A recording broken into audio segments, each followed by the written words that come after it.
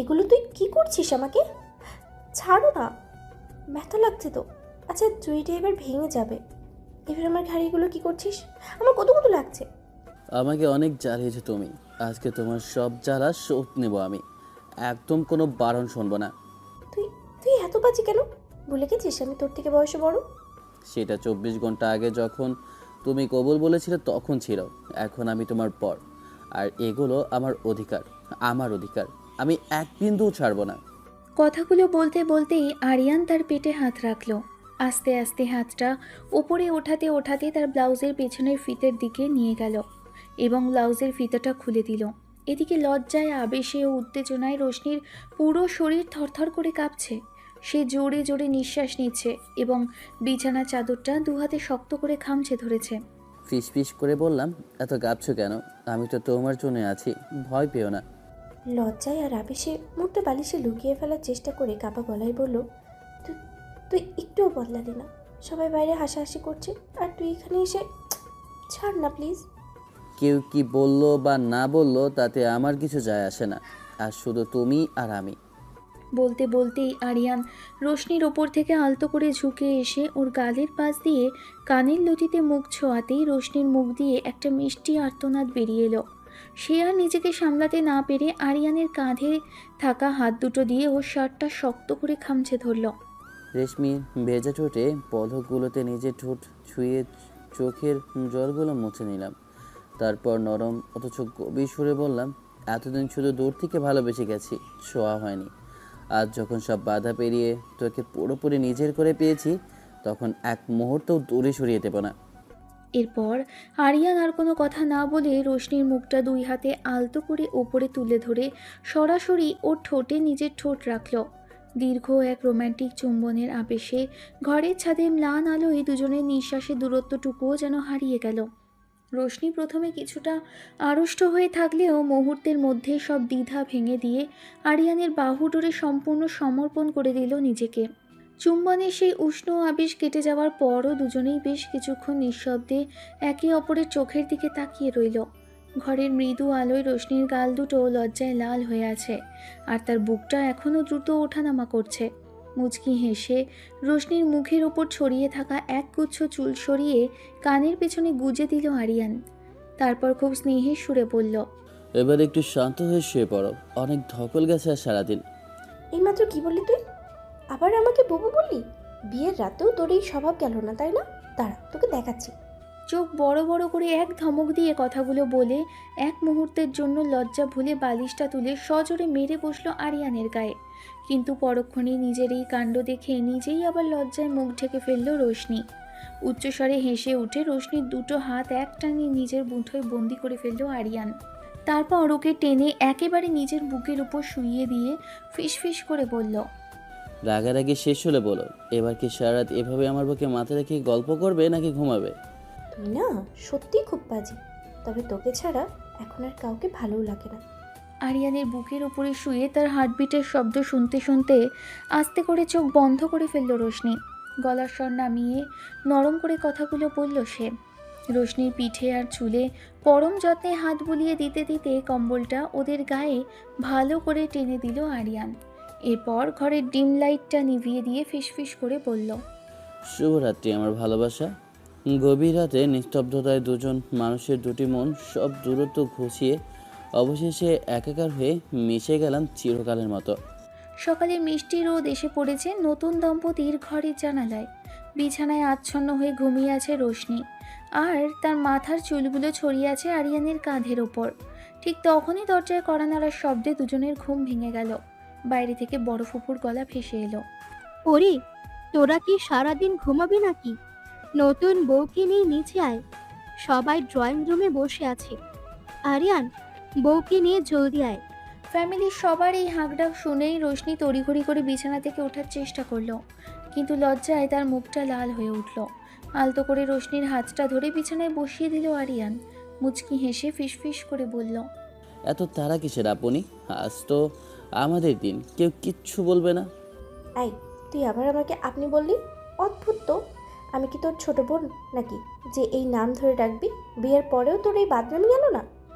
রোশনির এমন চোখ পাকানো রাগ দেখে আরও বেশি মজা পেল আরিয়ান। ও আরও একটু ঝুঁকে এসে দুষ্টু হেসে বলল, আরে রাগ করছিস কেন আপনি? বয়সে বড় বউকে একটু সম্মান দিয়ে ডাকলে তো আর পাপ হয়ে যায় না। একদম বলছি ভালো হবে না। তুই ইচ্ছে করে আমাকে খেপাচ্ছিস তাই না? ছাড় আমাকে। ফুপু বাইরেই দাঁড়িয়ে আছে। রোশনির এমন রাগী অথচ মিষ্টি ভঙ্গি দেখে আরিয়ান খিলখিল করে হেসে উঠল। এরপর রোশনির দুটো হাত নিজের মুঠোয় নিয়ে খুব নরম গলায় মানাতে লাগলো। আচ্ছা বাবা, সরি, আর কোনোদিন ডাকবো না। এবার একটু হাসো তো, নইলে নিচে গেলে সবাই অন্য কিছু ভাববে। চলো নিচে যাই। কিছুক্ষণ পর শাড়ি পরে যখন রোশনি আরিয়ানকে সঙ্গে নিয়ে ড্রয়িং রুমে এসে ঢুকলো, তখন পরিবারের সবাই এক নজরে তাদের দিকে তাকিয়ে মুচকি হাসতে শুরু করলো। সোফার একপাশে বসা কাজিনরা সবাই একসাথে হইচই করে উঠল।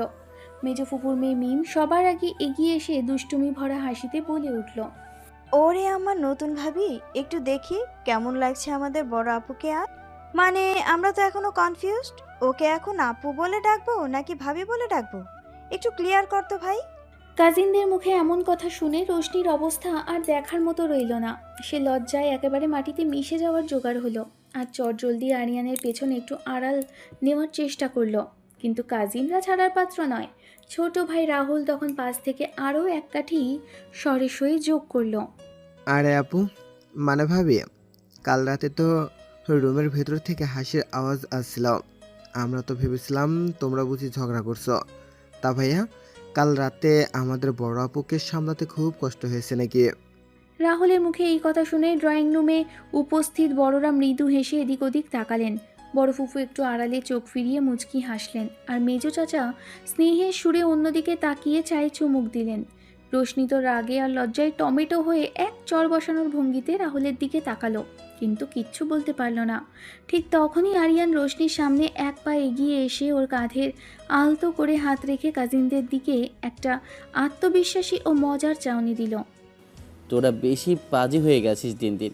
বড় আপু হোক আর যাই হোক, এখন তো সে আমার বউ। আর সামলানোর কথা বলছিস, ও তো সারা রাত আমাকে ঘুমোতেই দেয়নি, তাই না আপু?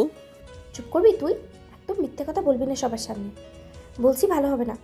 রোশনির এমন আদুরে ধমক দেখে কাজিনরা সমস্যারে হেসে উঠল। ঠিক তখনই মিমের নজর হঠাৎ রোশনির গলার দিকে পড়ল। কলারের একটু পাশেই একটা হালকা লালচে দাগ দেখতে পেয়ে মিম দুষ্টু হেসে সবার সামনে সেটা নিয়ে ফিসফিস করে বলে উঠল, ওরে আমার নতুন ভাবি, একটু এইদিকে তাকাবি। গলার ওই লাল দাগটা কিসের রে? কাল রাতে কি তোকে মশা কামড়ে খেয়েছে নাকি ঘরের কোনো পোকা কামড়ে দিয়েছে? মিমের এমন কথার সাথে সাথেই সেখানে থাকা কাজিনরা সবাই সমস্যারে খিলখিল করে হেসে উঠল। রোশনি তো লজ্জায় আক্ষরিক অর্থেই মাটিতে মিশে যাওয়ার জোগাড় হলো। সে চট জলদি দুই হাত দিয়ে গলাটা ঢাকতে লাগলো। তোর নেই, পাগলামো করিস না তো। ওটা ওটা কোনো পোকা টোকার কামড়েছে হয়তো, কিংবা এমনিতেই অ্যালার্জি উঠেছে। ফালতু কথা বলিস না তো সবার সামনে। রোশনির কথা শেষ হতে না হতেই রাহুল পাশ থেকে চোখ টিপে এক অদ্ভুত দুষ্টু হাসি দিয়ে বলে উঠল, অ্যালার্জি? বাড়ে, অ্যালার্জি তো দেখি বেশ গোল গোল আর একদম নিখুঁত শেপের হয়। তা ভাইয়া, তোমার গায়েও কি এমন অ্যালার্জি উঠেছে নাকি? শুধু ভাবিকেই এই স্পেশাল অ্যালার্জি গিফট করেছে। রাহুলের এই কথায় কাজিনদের হাসির আওয়াজ আরও বেড়ে গেল। রোশনি রাগে আর লজ্জায় লাল হয়ে আরিয়ানের দিকে তাকিয়ে ফিসফিস করে বলল, সব তোর জন্য হয়েছে। একটু সাবধানে থাকতে পারলি না? এখন সবাই আমাকে নিয়ে বাদরামি করছে। রোশনির কাণ্ড দেখে আরিয়ান একটুও না ঘাবড়ে খিলখিল করে হেসে উঠল। এরপর নিজের একটা হাত রোশনির কাঁধের উপর আলতো করে জড়িয়ে ধরে কাজিনদের দিকে তাকিয়ে দুষ্টু হেসে বলল, তোরা কেউ বেশি বুঝিস না তো। আমি তো আগেই বলেছিলাম রাতে মশা তাড়ানোর কয়েলটা দিতে, কেউ তো শুনলই না। এখন অ্যালার্জি নিয়ে এত মাথা ঘামাচ্ছিস কেন তোরা? যা চা খা আর চুপচাপ গল্প কর। আরিয়ানের এই কথার পর কাজিনরা ফের একবার হাসিতে ফেটে পড়ল, আর রোশনি লজ্জায় মাথা নিচু করে মৃদু হেসে ফেলল। মিম এসে সোজা রোশনির হাত দুটো ধরে ড্রয়িং রুমের সোফায় বসিয়ে দিল এবং বাড়ির সবাই মিলে এক সুন্দর প্রাণবন্ত ও আনন্দের আড্ডায় মেতে উঠল। সকালের চা নাস্তা শেষ হতে না হতেই দুপুরের রান্নাবান্নার প্রস্তুতি শুরু হয়ে গেছে। ড্রয়িং রুমের আড্ডাটা তখনও জমে রয়েছে, আর ঠিক তখনই রান্নাঘর থেকে বড় ফুপু ডাক দিলেন, ওরে রোশনি, একটু রান্নাঘরে আয় তো মা। তোর হাতের স্পেশাল কোনো রান্না দিয়েই আজ দুপুরের খাওয়া শুরু করা যাক, কি বলিস? ফুফু ডাকতে রোশনি যেন হাঁপ ছেড়ে বাঁচল। কাজিনদের ওই দুষ্টু মিষ্টি বাঁকা কথার হাত থেকে একটু নিস্তার পাওয়ার জন্য সে তড়িঘড়ি করে সোফা ছেড়ে ওঠার চেষ্টা করলো, কিন্তু মিম আর রাহুল কোথায় ছাড়ার পাত্র। মিম সাথে সাথে রোশনির হাত ধরে আবার বসিয়ে দিয়ে দুষ্টু হেসে বলে উঠল, এত সহজে ছাড়ছি না। রশনি তো সবেমাত্র ড্রয়িং রুমে বসলো, এখন এই রান্নাঘরে যাওয়ার কোনো চান্সই নেই। আরিয়ান ভাইয়া বরং একটু সহ্য করুক না গিয়ে। ছাড় তো মিম, ফুপু ডাকছে, আর আমি চুপচাপ বসে থাকবো নাকি? তোদের এই বাদরামি কমানোর সময় এসেছে এবার। রোশনির এমন নার্ভাস আর কিছুটা ক্ষেপে যাওয়ার ভঙ্গি দেখে আরিয়ানা নিজের হাসি ধরে রাখতে পারল না। সে সোফা থেকে উঠে দাঁড়িয়ে রোশনির কাঁধে আলতো করে একটা হাত রাখলো আর খুব শান্ত ও স্নেহের সুরে ফুপুকে উদ্দেশ্য করে বলে উঠল, ফুপু, তুমি চিন্তা করো না, আজ রোশনি রান্না করে যাবে না, বরং আমি আজ ওর হয়ে স্পেশাল কিছু একটা রান্না করে ফেলছি। দেখি কে আটকায়। আরিয়ানের মুখে এই কথা শোনার সাথে সাথেই ড্রয়িং রুমে উপস্থিত সবাই একসাথে অবাক হয়ে গেল। রোশনি তো নিজের কানকেই বিশ্বাস করতে পারছিল না। যে মানুষ কোনোদিন জীবনে রান্নাঘরের নামও নেয়নি, সে আজ তার হয়ে রান্না করবে বলছে। তুই রান্না করবি? মাথা খারাপ হয়ে গেছে নাকি তোর? শেষ পর্যন্ত রান্নাঘরটা কি তুই উড়িয়ে দেওয়ার প্ল্যান করেছিস? দরকার নেই বাবা, আমি নিজেই যাচ্ছি। রোশনি বারণ করতে গেলেই আরিয়ান ওর হাতটা নিজের মুঠোয় শক্ত করে চেপে ধরে মুচকি হেসে চোখের ইশারায় বোঝালো যে সে একদম সিরিয়াস। কাজিনরা তো এই দৃশ্য দেখে হইচই শুরু করে দিল। বাহ ভাইয়া, বিয়ের ঠিক পরের দিনে একদম রান্নাঘরের দায়িত্ব নিয়ে নিচ্ছ দেখছি। রাহুলের এই কথায় পুরো ঘরে আবার হাসির রোল পড়ে গেল। রোশনি আর কিছু বলতে না পেরে লজ্জায় লাল হয়ে মাথা নিচু করে ফেলল, আর আরিয়ান একটা চতুর ও মিষ্টি হাসি দিয়ে সোজা রান্নাঘরের দিকে পা বাড়ালো। আরিয়ান রান্নাঘরের দিকে চলে যেতেই ড্রয়িং রুমে উপস্থিত কাজিনরা খিলখিল করে হেসে উঠল। মিম সঙ্গে সঙ্গে রোশনির পাশে একটু ঘেঁষে বসে দুষ্টুমি ভরা গলায় ফিসফিস করে বলে উঠল, কিরে রশনি, বিয়ের বয়স তো সবে একদিন হলো, এর মধ্যেই দেখছি বরকে পুরো পটিয়ে নিজের আজ্ঞাবহ বানিয়ে ফেলেছিস। একদম রান্নার দায়িত্ব কাঁধে তুলে নিল যে। চুপ করবি পাজি মেয়ে, এমনিতেই লজ্জায় মরে যাচ্ছি আর তুই সব ফাজলামি শুরু করেছিস। তোর দাদাকে গিয়ে বল না, ও যেন রান্নাঘরটা আস্ত রাখে। রোশনির এই নাজেহাল অবস্থা দেখে বড় ফুফু রান্নাঘর থেকে বেরিয়ে এলেন এবং স্নেহের হাসিতে তার মাথায় হাত বুলিয়ে বললেন, আরে ওরম করিস না তো তোরা সবাই। ছেলেটা যখন শখ করে গেছে রান্না করতে, করুক না একটু নিজের নতুন বউয়ের জন্য। তোরা বরং একটু আড্ডা দে মা, আমি গিয়ে দেখি ও আবার লবণের জায়গায় চিনি ঢেলে দিল নাকি। ফুফুর এই মজার কথায় পুরো ড্রয়িং রুমে আবার হাসির রোল পড়ে গেল। ঠিক তখনই রান্নাঘরের ভেতর থেকে বিকট একটা আওয়াজ ভেসে এলো, যেন কোনো হাঁড়ি বা কড়াই মেঝেতে পড়ে গেছে। ওই যে, আমি আগেই বলেছিলাম, এবার মনে হয় রান্নাঘরটা সত্যিই বিস্ফোরণ ঘটিয়ে উড়িয়ে দিয়েছে। আমি গিয়ে দেখি কি কাণ্ড করেছে। আর অপেক্ষা না করে রোশনি তড়িঘড়ি করে ড্রয়িং রুম ছেড়ে সোজা রান্নাঘরের দিকে ছুটল, আর পেছনে কাজিনরা সমস্বরে হাসতে হাসতে বলতে লাগলো। রান্নাঘরের দরজার সামনে এসে রোশনি যখন উকি দিল, তখন তার চোখ কপালে ওঠার জোগাড় হলো। মেঝেতে একটা চামচ পড়ে আছে, আর আরিয়ান দু হাতে প্যান ধরে অসহায় মুখে দাঁড়িয়ে আছে। এই, তুই এখানে এসে কি কাণ্ড করছিস বলতো? চামচ ফেলে দিলি কেন? আর তোর রান্নার হাতুড়ে পোনা দেখে তো আমার একদম হার্ট অ্যাটাক হওয়ার বাকি আছে। সরে দাঁড়া বলছি, আমাকে করতে দে। আরে তুই এত প্যানিক করছিস কেন? আমি তো জাস্ট ট্রাই করছিলাম। তাছাড়া নতুন বউকে তো রান্নাঘরে ঢুকতে বারণ করেছি, তুই নিজেই চলে এলি যে। চুপ একদম, তোর এই ঢং আর ফাজলামো বন্ধ কর বলছি। ফুপু দেখলে আস্ত রাখবে না। তাড়াতাড়ি একপাশে সরে দাঁড়া, তাহলে দুপুরের খাবার হিসেবে শুধু এই পোড়া ডিমটাই খেতে হবে সবাইকে। রোশনির এই বকাঝকা শুনে আরিয়ান এক বিন্দুও রাগ না করে উল্টো আরও মিষ্টি হেসে ওর সামনে থেকে একটু দূরে সরে দাঁড়ালো। রোশনি রাগী মুখে প্যানটা নিজের হাতে তুলে নিয়ে চটজলদি রান্না গুছিয়ে নিতে শুরু করলো, আর আরিয়ান রান্নাঘরের দরজায় দাঁড়িয়ে মন্ত্রমুগ্ধের মতো তার এই রাগ দেখানো দেখতে লাগলো। রোশনি যখন ব্যস্ত হাতে চুলার সামনে দাঁড়িয়ে রান্না করছে, তখন রান্নাঘরের গরম আর রান্নার তাপে তার কপাল ও নাকের ডগায় বিন্দু বিন্দু ঘাম জমে উঠেছে। ঠিক তখনই আরিয়ান পিছন থেকে এসে একদম তার মুখোমুখি দাঁড়ালো। পকেটে হাত ঢুকিয়ে মুচকি হেসে সে রোশনির দিকে এক দৃষ্টিতে তাকিয়ে রইল। উফ, নতুন বউয়ের তো রান্না করতেই করতেই অবস্থা খারাপ, দেখি মুখটা কেমন ঘেমে একাকার হয়ে গেছে। চুপ কর বলছি, এমনিতেই গরমে অবস্থা খারাপ, তার উপরে তোর এই ফাজলামো দেখতে না একদমই ভালো লাগছে না। যা তো এখান থেকে। রোশনির কথা শেষ হওয়ার আগেই আরিয়ান নিজের পকেট থেকে একটা সুতির রুমাল বের করে আলতো হাতে রোশনির কপালের ঘাম পরম যত্নে মুছে দিল। রোশনি চমকে গিয়ে একবার তার মুখের দিকে তাকাতে চাইল, কিন্তু আরিয়ান তার থুতনিটা আলতো করে ধরে রাখল যাতে সে নড়তে না পারে। এই কি করছিস? কেউ যদি দেখে ফেলে? ফুপু তো যে কোনো সময় এদিকে আসতে পারে। আসুক না ফুপু, নিজের বইয়ের কপালে ঘাম মুছি। অপরাধ তো আর কিছু করছি না। রোশনি আর কিছু বলার সুযোগ পাওয়ার আগেই আরিয়ান এক পা এগিয়ে এসে সরাসরি তাকে পেছন থেকে শক্ত করে জড়িয়ে ধরল। তার দুই হাত রোশনির পেটের ওপর পেঁচিয়ে ধরে নিজের বুক ঘেঁষে টেনে নিল। হঠাৎ এই রোম্যান্টিক ছোঁয়ায় রোশনির বুকটা দুন্ধুবি বাজিয়ে উঠল, আর তার হাতের হাতাটা প্রায় খসে পড়ার উপক্রম হলো।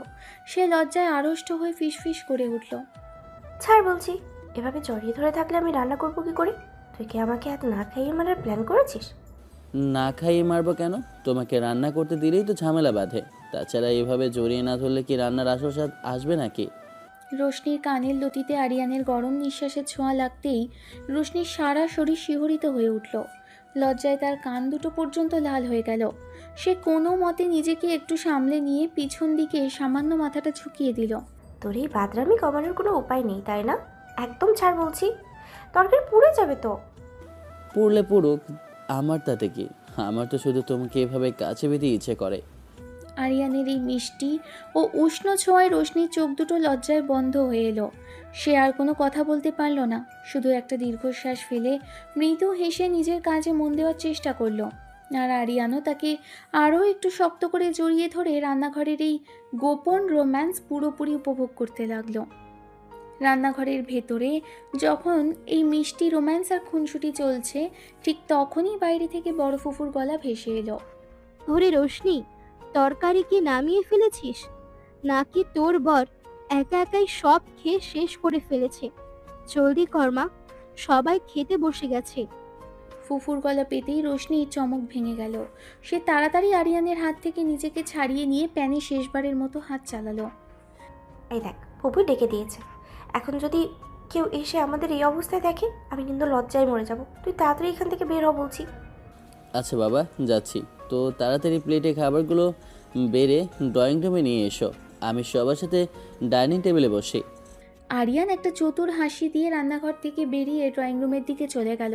আর রোশনি দীর্ঘশ্বাস ফেলে দ্রুত হাতে সব রান্না বাটিতে সাজিয়ে ডাইনিং টেবিলের দিকে নিয়ে যাওয়ার প্রস্তুতি নিতে লাগলো। রান্নাঘরের ভেতরে দাঁড়িয়ে একা একা খাবার সাজাতে সাজাতে রোশনির মনটা হঠাৎ করেই অতীতে হারিয়ে গেল। আজ থেকে বছর দুয়েক আগে সেই দিনগুলোর কথা মনে পড়ে গেল, যখন তাদের সম্পর্কটা আজকের মতো এত সহজ ছিল না। বড় ফুফুর বাসায় সবেমাত্র পা রাখা আরিয়ান তখন ইউনিভার্সিটির প্রথম বর্ষের ছাত্র, আর রোশনি মাস্টার্সের শেষ পর্যায়ে। বয়সে 2 বছরের বড় হওয়ার সুবাদে রোশনি সব সময় নিজের একটা আলাদা ব্যক্তিত্ব বজায় রাখার চেষ্টা করত, আর আরিয়ানের প্রধান কাজই ছিল সেই ব্যক্তিত্বে একটু মিষ্টি ছলে ফাটল ধরানো। রোশনি স্পষ্ট মনে আছে সেই দুপুরগুলোর কথা। বাড়ির সবাই যখন যে যার মতো ঘুমোচ্ছে বা বিশ্রামে আছে, তখন দোতলার বারান্দায় একটা বেতের চেয়ারে বসে রোশনি তার ল্যাপটপে অ্যাসাইনমেন্টের কাজ করছে। ঠিক তখনই হালকা পায়ে নিঃশব্দে সেখানে এসে হাজির হতো আরিয়ান। এসেই সে কোনো কথা না বাড়িয়ে সোজা রোশনির ল্যাপটপের স্ক্রিনটা এক ঝটকায় নামিয়ে দিত। তোর কি অন্য কোনো কাজ নেই বলতো আরিয়ান? প্রতিদিন ঠিক দুপুরবেলায় আমার মাথার উপরে এসে হাজির হওয়া কি তোর অভ্যেসে দাঁড়িয়ে গেছে? বলছি ল্যাপটপের স্ক্রিনটা ওভাবেই ছাড়। আমার কাজের কত প্রেশার দেখছিস না? সারাদিন এই ল্যাপটপের স্ক্রিনে চোখ গুজে রোবটের মতো বসে থাকিস তো? তোর এই মিষ্টি মুখটার দিকে তাকালেই তো আমার পরাণ জোড়ায়। একটু বড় আপুর মতো ধমকাধমকে বাদ দিয়ে আমার সাথে দুটো ভালো কথা বলা যায় না? নাকি এই ল্যাপটপ আর খাতা কলমই তোর একমাত্র বন্ধু? খবরদার, আমাকে ওই বড় আপু বলে ডেকে ঢং করবি না বলছি। বয়সে 2 বছর বড় হতে পারি, কিন্তু তার মানে এই না যে যখন তখন এসে আমার মাথায় কাঁঠাল ভেঙে খাবি। আর কোন সাহসে তুই আমার চুলে হাত দিলি? হাত সত্যি বলছি, কাঁচি দিয়ে কেটে দেবো একদম। রোশনি যতই চোখ রাঙিয়ে বকাঝকা করুক না কেন, আরিয়ান তাতে এক বিন্দুও ভয় পেত না। উল্টো সে আরও একটু ঘেঁষতে এসে রোশনি ঠিক কানের কাছে মুখ এনে নরম অথচ একদম ছটফটে গলায় ফিসফিস করে বলে উঠত, হাত কাটবি তো কাটতেই পারিস, তাতে আমার মুখ দেখা কি বন্ধ করতে পারবি? আর একটু বয়সে বড় হলে কি ভালোবাসা আটকে রাখা যায় নাকি? বল তো গিন্নি।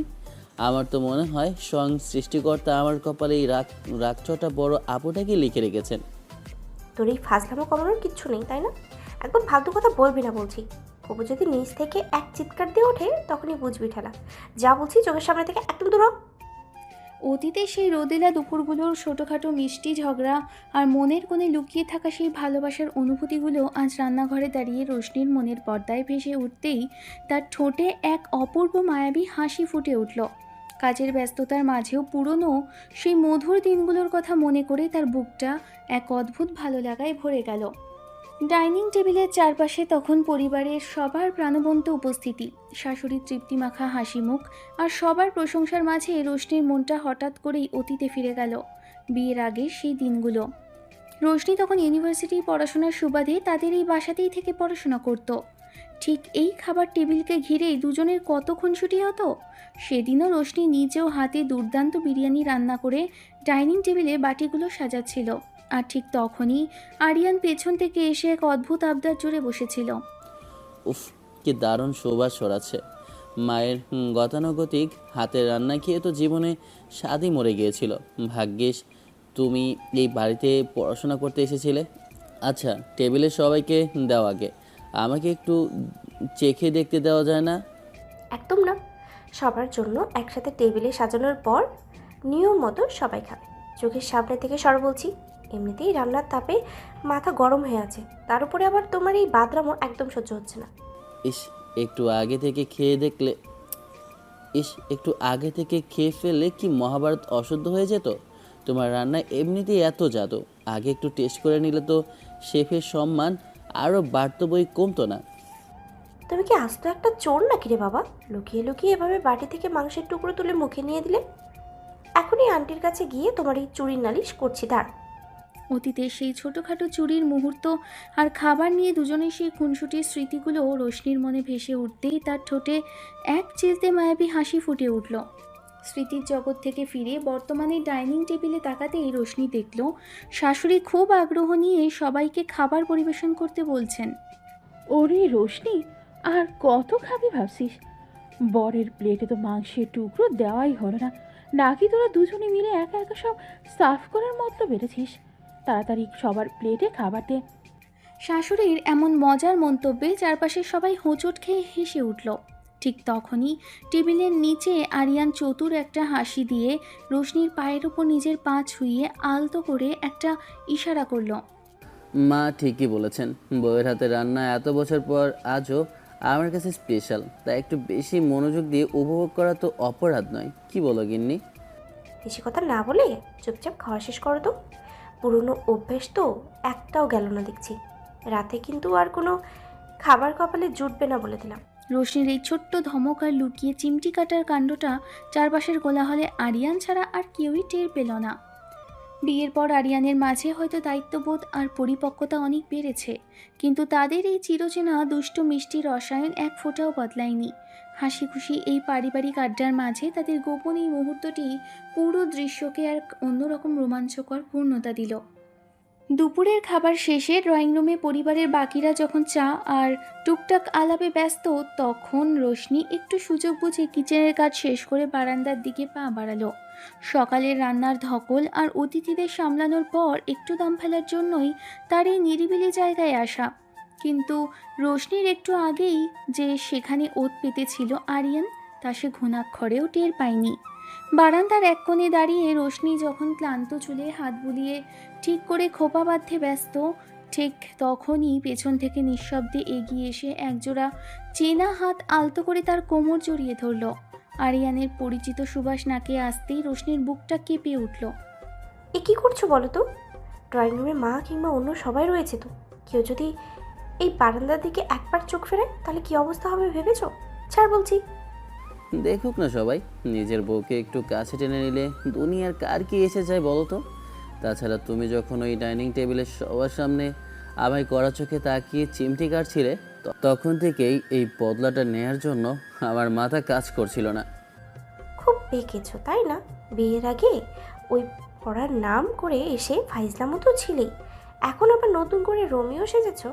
বলছি হাত সরাও, মা এখনই হয়তো। রোশনিকে কথা শেষ করার সুযোগ দিল না আরিয়ান। তার মুখের কথা কেড়ে নিয়ে আরিয়ান তার ঘাড়ের কাছ থেকে চুলগুলো একপাশে সরিয়ে দিয়ে ঘাড়ের সংবেদনশীল ত্বকে একটা গভীর আর উষ্ণ চুমু এঁকে দিল। রোশনির শরীর মুহূর্তের জন্য থরথর করে কেঁপে উঠল।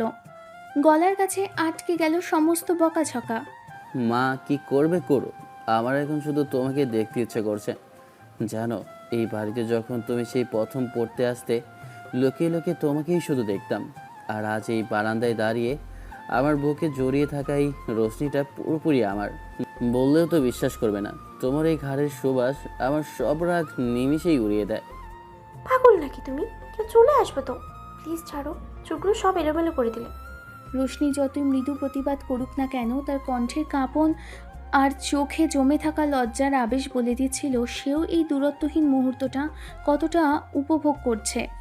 আরিয়ান আরও একটু নিবিড়ভাবে তাকে নিজের সাথে লেপ্টে ধরে তার কানের পেছনে হাত বুলিয়ে চুলগুলো ঠিক করে দিতে দিতে ঠোঁট ছোঁয়ালে রোশনির সমস্ত প্রতিরোধ ভেঙে চুরমার হয়ে গেল। পরিবারের হাজারো ব্যস্ততা আর কোলাহলের মাঝে বারান্দার এই নিভৃত কোণে তাদের এই গভীর ও রোমাঞ্চকর একান্ত মুহূর্তটি ভালোবাসার রঙে আরও বেশি মোহময়ী হয়ে উঠল। বারান্দার সেই কাঁপন ধরানো রোম্যান্টিক মুহূর্তের রেশ কাটতে না কাটতেই ড্রয়িং রুমের ভেতর থেকে হঠাৎ একটা তীব্র চিৎকার আর কান্নার আওয়াজ ভেসে এলো। মুহূর্তের মধ্যে রোশনি আর আরিয়ানের সমস্ত উষ্ণতা কর্পূরের মতো উড়ে গেল। তড়িৎ গতিতে বারান্দা থেকে ড্রয়িং রুমে ছুটে এলো তারা। এসে দেখলো বাড়ির সবাই এক জায়গায় গোল হয়ে দাঁড়িয়ে আছে। রোশনির ছোট বোন রাইসা সোফায় বসে ফুপিয়ে ফুপিয়ে কাঁদছে, আর তার সামনে খোলা একটা ল্যাপটপ স্ক্রিন জ্বলজ্বল করছে। কি হয়েছে রে রাইসা? এভাবে হঠাৎ কাঁদছিস কেন? কি এমন বলেছে বলতো? আপু দেখ, আমার সব শেষ, আমি আর বাঁচবো না। আমার সব পার্সোনাল ছবি আর ফাইলগুলো কি যেন হ্যাক করে ইন্টারনেটে ছড়িয়ে দিয়েছে, আর সাথে সাথে একটা ভয়ঙ্কর হুমকিও দিয়েছে। 1 মিনিট দেখি স্ক্রিনটা। কে করেছে এসব? ডেয়ারিং এত বড় যে আমার শালিকার সাথে এই চিপচাপ শয়তানি? আরিয়ান স্ক্রিনটার দিকে তাকাতেই তার রক্ত মাথায় চড়ে বসলো। সেখানে একটা অচেনা আইডি থেকে মেসেজ এসেছে। যদি আজ রাত 12টার মধ্যে একটা গোপন প্রজেক্টরের ফাইল এবং মোটা অঙ্কের টাকা ওই হ্যাকারের ঠিকানায় না পাঠানো হয়, তবে শুধু ছবি নয়, পুরো পরিবারের সবাইকে চিরতরে শেষ করে দেওয়া হবে। হে আল্লাহ, এই কি সর্বনাশ হতে চলেছে রে? আমাদের তো কোনো শত্রু নেই, তবে কে এমন শত্রুতা করলো আমাদের সাথে? ওরে খোদা, এ তো দেখছি বড় কোনো বিপদ ডেকে এনেছে। এই ডিজিটাল যুগে এসব কি হচ্ছে রে বাবা? মুহূর্তের মধ্যে পুরো বাড়িতে এক চরম আতঙ্ক আর থমথমে পরিবেশ নেমে এলো। একটু আগে বারান্দায় যেখানে শুধু রোম্যান্স আর ভালোবাসার মিষ্টি হাওয়া বইছিল, সেখানে এখন মৃত্যুর ঠান্ডা চাদর আর এক বিশাল বিপদের কালো মেঘ ঝুলে রয়েছে। ঘাবড়াস না রোশনি, তুই তোর বোনকে সামলা। আমার ড্রয়িং রুমে বসে আমার ফ্যামিলির দিকে কেউ চোখ তুলে তাকাবে আর আমি চুপ করে বসে থাকবো, সেটা আরিয়ান হতে দেয় না। আজ রাতেই আমি বের করব এই অদৃশ্য শয়তানটাকে। রাত তখন গভীর, পুরো বাড়িটা থমথমে নীরব। ড্রয়িং রুমের টেবিলে ল্যাপটপ আর ডেস্কটপের আলোয় চারপাশটা আলোকিত হয়ে আছে। আরিয়ান একটানা টাইপ করে চলেছে। তার চোখের দিকে তাকালেই বোঝা যায় রাগ আর জেদ কতটা চেপে বসেছে। রোশনি তার পাশে শক্ত হয়ে দাঁড়িয়ে দু হাতে 1 কাপ কফি ধরে আছে। কোডগুলো ট্র্যাক করার চেষ্টা করছি। হ্যাকার যতই চালাক হোক না কেন, কোনো না কোনো ডিজিটাল স্টিল সে ঠিকই রেখে দিয়েছে। রাইসা, তুমি আর ভয় পেও না। স্ক্রিনটার দিকে তাকিয়ে একটু ঠান্ডা মাথায় বলো, এই ইউজার নেমটা কি তোমার চেনা মনে হচ্ছে? ভাইয়া, এই আইডিটা, এটা তো আমার কলেজ জীবনের সেই সিনিয়র তানভীরের। গত বছর আমি ওর সাথে সব সম্পর্ক শেষ করে ব্লক করে দিয়েছিলাম। আমি ধারণাও করতে পারিনি ও এতটা নিচে নেমে যেতে পারে। তানভীর, এই বকাটে ছেলেটার এত বড় স্পর্ধা হয় কি করে? আমাদের পরিবারের উপর এই ধরনের নোংরা মানসিকতা দেখানোর শাস্তি ওকে পেতেই হবে। আরিয়ান, তুমি কি পারবে না লোকটাকে খুঁজে বের করতে? আইনি প্রতিক্রিয়া আর নিজের গতিতেই চলবে রোশনি। তবে আমার পরিবারের একজন সদস্যের সম্মান নিয়ে কেউ খেলা করবে আর আমি চুপ করে বসে থাকবো, সেটা হতে পারে না। লোকেশন লক হয়ে গেছে। গুলশান 2 নম্বর রোডের একটা ফ্ল্যাট থেকেই অপকর্ম চালানো হচ্ছে। বাবা আরিয়ান, একা একা এই রাতে ওখানে যাওয়া কি ঠিক হবে? একটা ঝামেলা থেকে বাঁচতে গিয়ে আবার বড় কোনো বিপদে না জড়াস না বাবা। পুলিশকে খবর দিলেই তো হতো। মা, আইনি ব্যবস্থার পাশাপাশি নিজের পরিবারকে রক্ষা করার দায়িত্বটুকু আমার নিজেরও। রাইসা আমার ছোট বোনের মতো, আর ওর দিকে কেউ আঙুল তুললে সেটা আমি সহ্য করব না। রোশনি, তুমি একটু গাড়ির চাবিটা এগিয়ে দাও তো। আরিয়ানের কণ্ঠে এমন এক স্থির ও জোরালো দায়িত্ববোধ ঝরে পড়ল যে রোশনি আর কোনো দ্বিমত করল না। সে দ্রুত দয়ার থেকে চাবিটা এনে আরিয়ানের হাতে তুলে দিল, আর চোখের পলকে আরিয়ান ঘর থেকে বেরিয়ে ঝড়ের গতিতে সিঁড়ি দিয়ে নিচে নেমে গেল। শুরু হয়ে গেল এক রুদ্ধশ্বাস রাতের মুখোমুখি লড়াই। গুলশান 2 নম্বরের সেই নিরিবিলি অ্যাপার্টমেন্টের ফ্ল্যাটটি তখন অন্ধকার। তানভীর তার ল্যাপটপে বসে বিজয়ের হাসি হাসছে। ঠিক তখনই ড্রয়িং রুমের দরজা ভেঙে চুরমার হয়ে গেল। বিকট শব্দে দরজা খোলার সাথে সাথেই তানভীর চমকে উঠে পিছনে তাকাতেই দেখল চোখে আগুনের ফুলকি নিয়ে সামনে দাঁড়িয়ে আছে আরিয়ান। কে কে আপনি? এভাবে দরজা ভেঙে ঘরে ঢুকলেন কেন? সিকিউরিটি ডাকবো আমি?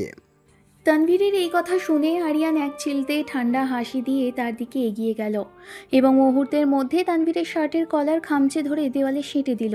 সিকিউরিটি ডাকার সুযোগ তুই জীবনে আর পাবি না তানভীর। আমার শালিকার পার্সোনাল ছবি লিক করার হুমকি দিয়েছিস? এত বড় স্পর্ধা কার জোরে পেলি রে তুই? কী সব আজে বাজে বকছেন? আমি কিছু জানি না। বের হয়ে যান আমার বাসা থেকে, নইলে পুলিশ ডাকবো। তানভীরের গলা কাঁপলেও সে মিথ্যে বাহাদুরি দেখানোর চেষ্টা করল, কিন্তু আরিয়ানের হাতের পেশিগুলো শক্ত হয়ে ফুলে উঠল এবং তার চোখের চাউনিতে তানভীরের সমস্ত সাহস নিমেষেই উবে গেল। পুলিশ ডাকার শখ তো তোর খুব, তাই না? কিন্তু তার আগে তোর এই হাত দিয়ে আর কখনো যাতে কোনো মেয়ের দিকে বা আমার পরিবারের দিকে আঙুল তুলতে না পারিস সেই ব্যবস্থাটা আজ আমি করব। ল্যাপটপটা কোথায়? তোর এই ড্রাইভটা নিজের হাতে ডিলিট করবি নাকি আমি চূর্ণ বিচূর্ণ করে দেব? ভাইয়া, ভুল হয়ে গেছে ভাইয়া, প্লিজ আমাকে ছাড়ুন। আমি এখনই সব ডিলিট করে দিচ্ছি, আর কোনোদিন এমন ভুল হবে না। প্লিজ মাফ করে দিন। ত্রস্ত হাতে কাঁপতে কাঁপতে তানভীর ল্যাপটপে টাইপ করতে শুরু করলো। আরিয়ানের এই ভয়ঙ্কর রূপ আর আপোষহীন জেদের সামনে দাঁড়িয়ে তখন তার প্রাণ ওপুটে শুকিয়ে যাওয়ার উপক্রম হয়েছে। ওদিকে গভীর রাতে রোশনির বাড়িতে তখন চরম উৎকণ্ঠা আর উদ্বেগের মুহূর্ত কাটছে। ড্রয়িং রুমে সোফায় বসে শাশুড়ি আর বড় ফুফু জায়নামাজে বসে দোয়া করছেন, আর রোশনি ঘরের এ মাথা থেকে ও মাথা হেঁটে চলেছেন। রাইসা এক কোণে মুখ গুজে নিঃশব্দে কেঁদে চলেছে। ঠিক এমন সময় বাইরে গাড়ি থামার বিকট শব্দ শোনা গেল। গাড়িতে আমার শব্দ, আরিয়ান কি ফিরে এলো? রোশনি দরজা খুলে বারান্দায় বা ড্রয়িং রুমের গেটে আসতেই দেখল উদ্ভ্রান্তের মতো সিঁড়ি দিয়ে উপরে উঠছে আরিয়ান। তার চেহারায় কোনো ক্লান্তির ছাপ নেই, বরং চোখে এক ঠান্ডা বিজয়ের চকচকে দৃষ্টি। সে সরাসরি ড্রয়িং রুমে এসে ঢুকলো। আরিয়ান, তুমি ঠিক আছো তো? কোনো বিপদে পড়নি তো? ওই ছেলেটা তানভীর কিছু করেছে? আরিয়ান পকেট থেকে হাত বের করে খুব শান্ত ও শীতল গলায় রোশনির দুশ্চিন্তা দূর করার চেষ্টা করল। তার কণ্ঠে এক পরম নির্ভরতার সুর স্পষ্ট ভেসে উঠল। বিপদের দিন শেষ রোশনি। যে ছেলেটা আমার পরিবারের একটা মেয়ের চোখের জল ফেলেছিল সে আজ থেকে আর কখনো কারোর দিকে চোখ তুলে তাকানোর সাহসও পাবে না। রাইসের ল্যাপটপের সব ডেটা এবং ক্লায়েন্ট ব্যাকআপ আমি আমার নিজের চোখে পার্মানেন্টলি ডিলিট করিয়েছি। রাইসা সোফা থেকে দৌড়ে এসে হাউমাউ করে কেঁদে ফেলে আরিয়ানের হাত জড়িয়ে ধরল। তার সারা শরীর তখন কান্নায় থরথর করে কাঁপছে। ভাইয়া, তুমি সত্যি সব ঠিক করে দিয়েছো? আমায় আর কোনো দিন ওই শয়তানের মুখ দেখতে হবে না তো? আরিয়ান খুব স্নেহের সাথে রাইসার মাথায় হাত বুলিয়ে বড় ভাইয়ের মতো তাকে অভয় দিল এবং আশ্বস্ত করার ভঙ্গিতে মুচকি হাসল। আর ভয় পাস না রাইসা, তোর গায়ে এক ফোঁটা আঁচড়ে কেউ ফেলতে পারবে না যতক্ষণ আমি বেঁচে আছি। আজ থেকে তোর এই ভাইটা তোর সব থেকে বড় প্রোটেকশন। যাও গিয়ে একটু শান্ত হয়ে ঘুমাও। শাশুড়ি চোখের জল মুছতে মুছতে এগিয়ে এসে আরিয়ানকে বুকে টেনে নিলেন এবং কপালে হাত বুলিয়ে দোয়া করতে লাগলেন। বড় ফুপুও স্বস্তির দীর্ঘশ্বাস ফেলে আরিয়ানের প্রশংসায় মুখর হলেন। সবার মুখে স্বস্তির হাসি আর চোখে কৃতজ্ঞতার অশ্রু দেখে রোশনি এক দৃষ্টিতে চেয়ে রইল তার স্বামীর দিকে। যে মানুষটা একটু আগেও ছায়ার মতো রোম্যান্সে মেতেছিল সেই মুহূর্তে প্রয়োজনে কতটা ভয়ঙ্কর ও নির্ভরতার প্রতীক হয়ে উঠতে পারে। আরিয়ান সবার ভিড় থেকে রোশনিকে টেনে একটু আড়ালে নিয়ে গেল এবং চোখের ইশারায় দুষ্টু একটা হাসি দিয়ে ফিসফিস করে কিছু একটা বলতে শুরু করলো। কি গিন্নি, বাড়ির বাকি সবার তো টেনশন দূর হলো, কিন্তু আমার যে রাতের বাকি থাকা কাজটা এখনো বাকি রইলো সেটার কি হবে? রোশনি লজ্জায় মুখ লাল করে মৃদু হেসে আরিয়ানের বুক থেকে হাত সরিয়ে দেওয়ার চেষ্টা করলো, কিন্তু তার চোখের কোণে তখন ভালোবাসার এক অন্যরকম আলো ঝিলিক দিচ্ছিল। ফাইজলামি করো না তো, চারিদিকে এত কাণ্ড ঘটে গেল, আর তোমার এখনও এই ফাজলামো ইয়ার্কি ফিরলো না? উফ, যাও কি হাত মুখ দিয়ে আসো, যাও। আরিয়ান এক মুহূর্ত দেরি না করে রোশনির হাত শক্ত করে ধরে আরও একটু কাছে টেনে নিল এবং চোখে দুষ্টুমি বজায় রেখে ফিসফিস করে কথাটি শেষ করলো। ফাজলামো করছি নাকি একদম খাঁটি সত্যি বলছি সেটা রাত বাড়লেই টের পাবে। চলো তো এখন ভেতরে। এভাবেই এক ঝোড়ো রাতের ভয়ঙ্কর আতঙ্ক পেরিয়ে ভালোবাসার চাদরে ঢাকা পড়ে গেল রোশনি আর আরিয়ানের পৃথিবী। সমস্ত বিপদের মেঘ কাটিয়ে তাদের এই নিখাদ বন্ধন আরও এক নতুন উচ্চতায় গিয়ে পৌঁছল। তানভীরের ফ্ল্যাটে সেই ভয়ঙ্কর ও থমথমে অধ্যায়টা পেছনে ফেলে আসার পর কেটে গেছে বেশ কিছুদিন।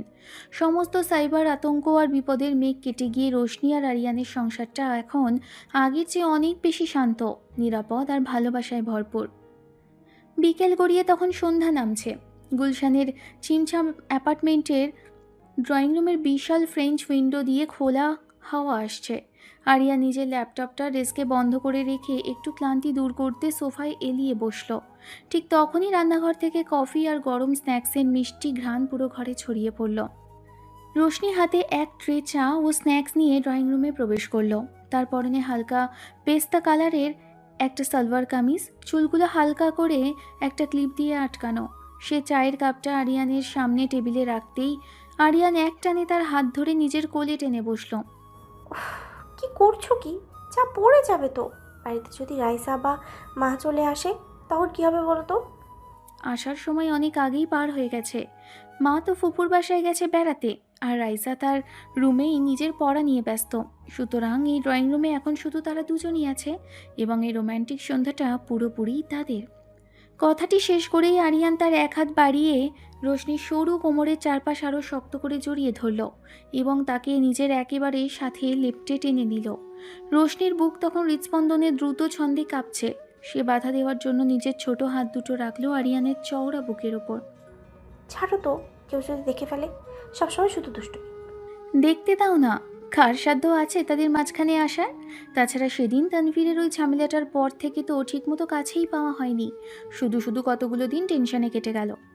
আরিয়ান তার অপর হাতটা বাড়িয়ে রোশনির মাথার সেই ক্লিপটা খুব আলতো হাতে খুলে দিল। এক পলকে রোশনির লম্বা কালো চুলগুলো ঢেউ খেলে তার পিঠের ওপর ছড়িয়ে পড়ল।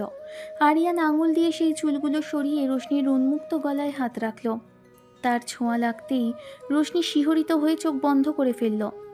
আরিয়ান ঝুঁকে পড়ে রোশনির নরম গলায় একটা দীর্ঘ ও গভীর উষ্ণ চুমু আঁকিয়ে দিল। তারপর তার সেই চুম্বনের পথ বদলে আস্তে আস্তে গলা থেকে ঠেলে উপরে উঠে এলো রোশনির তুলতুলে গালে, আর শেষমেশ এসে মিশল তার মিষ্টি ঠোঁটের ছোঁয়ায়। সেই মায়াবী ও আবেগময় চুম্বনে রোশনির সমস্ত প্রতিরোধ নিমেষে উবে গেল। সে দুই হাতে আরিয়ানের শার্টের কলার খামচে ধরে সম্পূর্ণ আত্মসমর্পণ করলো তার ভালোবাসার মাঝে। কাল রাতে তো ওই বিবাহবার্ষিকীর উপহারটা তো দিলে, কিন্তু আমার এই আসল উপহারটা কি তোমার পছন্দ হলো না গিন্নি? রোশনি লজ্জায় একদম লাল হয়ে আরিয়ানের বুকে মুখ লুকিয়ে ফিসফিস করে কথাটি বলল। বড্ড বেশি ফাজিল হয়ে গেছে, চা ঠান্ডা হয়ে যাচ্ছে। মুচকি হেসে আরও একটু শক্ত করে কোমর জড়িয়ে ধরে আরিয়ান জবাব দিল। চুল এলোমেলো হলে দেখতে আরও বেশি সুন্দর লাগে, আর ঠান্ডা চা গরম করে খাওয়া যাবে, কিন্তু এই মুভমেন্টটা মিস করলে বড় লস হয়ে যাবে। বাইরের ব্যস্ত শহরের কোলাহল আর জীবনের সমস্ত ঝড়ঝাপটা পেছনে ফেলে ভালোবাসার এক গভীর ও মায়াবী চাদরে ঢাকা পড়ে গেল রোশনি আর আরিয়ানের এই অন্তরঙ্গ মুহূর্তটি। ড্রয়িং রুমের মিষ্টি আলোয় চা আর স্ন্যাক্সের টেবিলে তখন অন্যরকম এক আমেজ। বাইরে কলিং বেল বাজতেই রোশনি দ্রুত নিজের চুলগুলো ঠিক করে নিয়ে সোফাটায় একটু ঠিকঠাক হয়ে বসল। মনে হয় মা আর ফুপু এসে গেছেন, দরজাটা খোলো তো জলদি, কেউ দেখলে। আরিয়ান মুচকি হেসে সোফায় বেশ আরাম করে বসে রইল, যেন দুনিয়ার কোনো তাড়াই তার নেই। ঠিক তখনই দরজা খুলে হাতে একটা মিষ্টির প্যাকেট নিয়ে ভেতরে প্রবেশ করলেন শাশুড়ি আর ফুপু। আহা, বাইরে আজ কি জ্যামটাই না পেলাম। একটু গরম চা বানিয়ে দিত রোশনি। কী রে, তোর মুখ দুটো এমন চকচক করছে কেন? দরজা খুলতেও এত দেরি করলি। ঘরে ঢুকে দেখি সোফার পাশাপাশি বেশ ভালোই ঘেঁষাঘেঁষি করে বসে আসিস। কী রে, তোরা কি এতক্ষণ ফ্যামিলির সামনে দাঁড়িয়ে দাঁড়িয়ে রোমান্স করতি নাকি? একদম ঠিক ধরেছো মা, তোমার ছেলের বউয়ের সাথে একটু রোমান্স করছিলাম আর কি, দোষে তো কিছু করলাম না। কথাটা শুনে রোশনি এক ধমকের সুরে কটমট চোখে আরিয়ানের দিকে তাকালো, আর লজ্জায় তার গাল দুটো একদম টমেটোর মতো লাল হয়ে গেল। একদম মিথ্যে কথা বলো না তো। তোমার ছেলের মাথায় সারাদিন শুধু ফাজলামি বুদ্ধি করে। আরে রোশনিমা, লজ্জা পাস কেন? বিয়ের 1 বছর পার হয়ে গেল, বর বউ একটু রোম্যান্স করলে শাশুড়ি বা ফুফুর কি আর দোষের কিছু মনে হয়? তাছাড়া কলেজ লাইফ থেকেই তো দেখছি তোদের এই খুনসুটি। এই ফুফাতো ভাইটা যে ছোটবেলা থেকেই তোর পিছু ছাড়তো না, সেটা কি আর আমাদের অজানা? আর বলো না ফুপু, ও যে আমার থেকে বয়সে একটু ছোট, এই সুযোগটা ও সবসময় কাজে লাগাতো। ফ্যামিলি ট্যুর বা ছুটির দিনে সবাই যখন একসাথে থাকতাম, ও খালি আশেপাশে ঘুরপাক খেত আর ভাব দেখাতো ও যেন কত বড় প্রোটেক্টর হয়ে গেছে। তখন মনে হতো আজ তো একটা পাজি ছেলেকে ঘাড়ে নিয়ে ঘুরছি, আর আজ কি না সেই পাজিটাই আমাকে পাকড়াও করে বিয়ে করে বসলো। আরে বয়স তো কেবল একটা সংখ্যা, আসল ব্যাপার হলো কে কার প্রেমে কতখানি মজেছে। ছোট ছিলাম বলে কি ভালোবাসা কম ছিল নাকি? মনে নেই সেই ফ্যামিলি ট্যুরে পাহাড়ের চূড়ায় দাঁড়িয়ে যখন সবাই ফটো স্টেশনে ব্যস্ত ছিল, আমি সুযোগ বুঝে তোমার হাতটা শক্ত করে ধরে কি বলেছিলাম? মনে থাকবে না কেন? আজ তো একটা নির্লজ্জের মতো সবার চোখের আড়ালে হাত চেপে ধরেছিল। সেদিন তো ভয়ে আমার বুক কেঁপে উঠেছিল, আর তুমি দিব্যি চোখের দিকে তাকিয়ে মিষ্টি হেসেছিলে। বাড়ির বড়দের সামনে তাদের এই মিষ্টি ও আদুরে ঝগড়া দেখে শাশুড়ি আর ফুপু দুজনেই শব্দ করে হেসে উঠলেন। চারপাশের এই ঘরোয়া ও হাসি খুশি পরিবেশে এক অদ্ভুত মাদকতা ছড়িয়ে পড়ল। রাতের খাবার খাওয়ার পর বাড়ির সবাই যখন যে যার রুমে ঘুমোতে চলে গেল, তখন রোশনি আর আরিয়ান তাদের নিজেদের ব্যালকনিতে এসে দাঁড়ালো। রাতের খোলা আকাশ থেকে চাঁদের স্নিগ্ধ আলো এসে পড়েছে রোশনির মুখের ওপর। আরিয়ান পিছন থেকে এসে আলতো করে তার কোমর জড়িয়ে ধরে থুতনিটা রাখলো তার কাঁধে। কি গিন্নি, আজকের এই শান্ত রাতটা আর আমাদের পুরনো সেই মেমোরিগুলো মিলিয়ে বলো তো, আমাদের এই ভালোবাসার পথ চলাটা তোমার কাছে কেমন লাগে? রোশনি আরিয়ানের শক্ত হাতের মুঠোয় নিজের হাত দুটো রেখে ফিস করে জবাব দিল।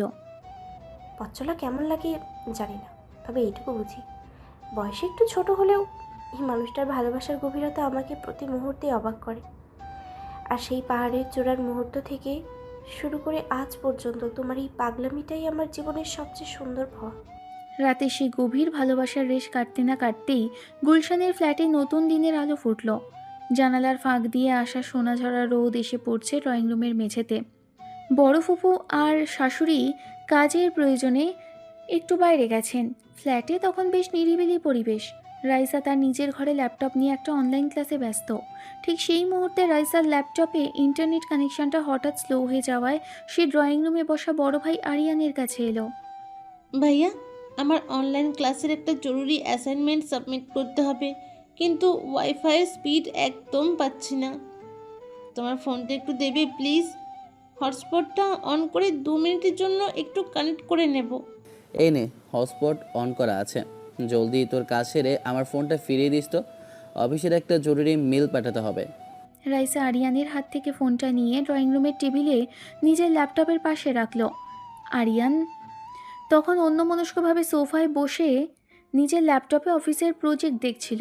ঠিক তখনই রাইসার ক্লাসের ফাঁকেই আরিয়ানের সেই ফোনে স্ক্রিন অন হয়ে উপর্যুপরি নোটিফিকেশন বেজে উঠল। মেসেঞ্জার বা ফেসবুকের একটি নোটিফিকেশন স্ক্রিনের উপর ভেসে উঠল। প্রিয়াঙ্কার পাঠানো একটি নতুন মেসেজ। রাইসা তখন ল্যাপটপ থেকে চোখ তুলে ড্রয়িং রুমের টেবিলে রাখা ভাইয়ার ফোনের স্ক্রিনের দিকে তাকাতেই তার চোখ সোজা আটকে গেল সেই নোটিফিকেশনের ছবির ওপর। সে একটু ঝুঁকে ভীষণ কাছ থেকে লেখাগুলো পড়ল। ঠিক সেই মুহূর্তেই কিচেন থেকে 2 কাপ ধোয়া ওঠা গরম কফি নিয়ে ড্রয়িং রুমের দিকে আসছিল রোশনি। টেবিলে রাইসার সামনে রাখা আরিয়ানের ফোনের স্ক্রিনে চোখ পড়তেই রোশনির পায়ের গতি মুহূর্তের মধ্যে থেমে গেল। মুখের হাসির রেখাটা মিলিয়ে গিয়ে বুকের ভেতরটা মোচড় দিয়ে উঠল। এটা কার ফোন? আর কার নোটিফিকেশন স্ক্রিনে জলজল করছে? একটু দেখতে পারি মিস্টার আরিয়ান? প্রিয়াঙ্কার সাথে বসুন্ধরার ক্যাফেতে কবে গেলে? আমাকে তো একটা কথাও বলনি। ও আচ্ছা, ওইটা আর কি, প্রিয়াঙ্কা হুট করে অফিসে এসে হাজির হয়েছিল। অনেকদিন পর দেশ টেসে ফিরছে তো, তাই ভাবলাম জাস্ট একটা ক্যাজুয়াল কফি খেয়ে আসি। এটা নিয়ে এত ভাবার বা দেখার কিছু নেই রোশনি। ভাবার কিছু নেই বলছো? আমার থেকে লুকিয়ে আরেক মেয়ের সাথে ক্যাফেতে ডেটিং করে কফি খাওয়াটা তোমার কাছে এত সাধারণ একটা ব্যাপার হয়ে দাঁড়িয়েছে? আর যদি রাইসার অনলাইন ক্লাসের প্রয়োজনে তোমার ফোনটা ওর হাতে না আসতো, তবে কি সত্যি চিরদিনই আমার অগোচরে থেকে যেত? আবার শুরু করলে তো। তুমি সবসময় সামান্য একটা বিষয়কে পাহাড় প্রমাণ বানিয়ে ফেলা কেন বলো তো? একটা পুরনো ফ্রেন্ড দেশে ফিরেছে, সেই জন্য সৌজন্যের খাতিরে একটু দেখা করতেই পারি। এইটার মধ্যে এত সন্দেহ, এত জেরা করার কি আছে? সন্দেহ আমি করছি নাকি তুমি আমার পিঠের পিছনে সব লুকোচুরি খেলছো? সেটা তোমার বিবেককে জিজ্ঞেস করো। তুমি হয়তো মনে করো আমি তোমার থেকে বয়সে একটু ছোট, তাই আমার এই ছোটোখাটো কষ্ট বা অধিকারগুলোর কোনো দাম নেই। যা ইচ্ছে তাই করবে আর আমি কিছু বলবো না, তাই তো?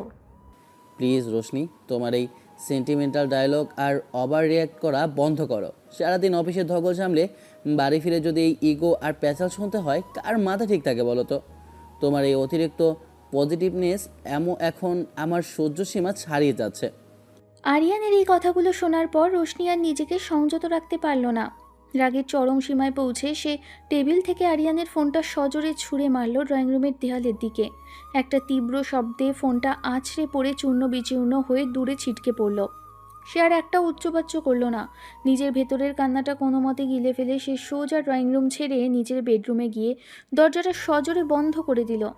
দুজনের এই ছোটোখাটো ভুল বোঝাবুঝি আর না বলা অভিমান এক পলকে তাদের সাজানো গোছানো শান্ত দুনিয়াটাকে এক অদ্ভুত থমথমে অন্ধকারে ঢেকে দিল। ঘটনার পর কেটে গেছে প্রায় 3টে দিন। গুলশানের সেই ফ্ল্যাটের ভেতরে থমথমে আর বরফ শীতল পরিবেশটা একটুও কাটেনি। আরিয়া নিজের ভুল বুঝতে পেরে বারবার নানাভাবে রোশনির রাগ ভাঙানোর চেষ্টা করেছে, কিন্তু রোশনি অভিমান আর ক্ষোভে প্রতিবারই মুখ ফিরিয়ে একদম ইগনোর করে চলে গেছে। দুপুরবেলা ড্রয়িং রুমে যখন কেউ ছিল না, তখন আরিয়ান আস্তে করে এসে রোশনির ঠিক সামনে দাঁড়ালো। রোশনি তখন জানালার দিকে মুখ ফিরিয়ে দাঁড়িয়েছিল। আর কত এভাবে মুখ ফিরে থাকবে বলো তো?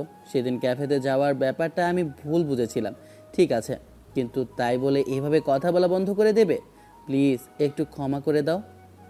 আমার সাথে এই মুহূর্তে কোনো কথা বলার দরকার নেই মিস্টার আরিয়ান। নিজের কাজের সময় নিজের মতোই থাকো, আমাকে আমার মতো থাকতে দাও। কথাগুলো বলেই রোশনি সেখান থেকে এক পায়ে হেঁটে নিজের রুমের দিকে চলে গেল। আরিয়ান শুধু দীর্ঘশ্বাস ফেলে নিরাশ হয়ে দাঁড়িয়ে রইল।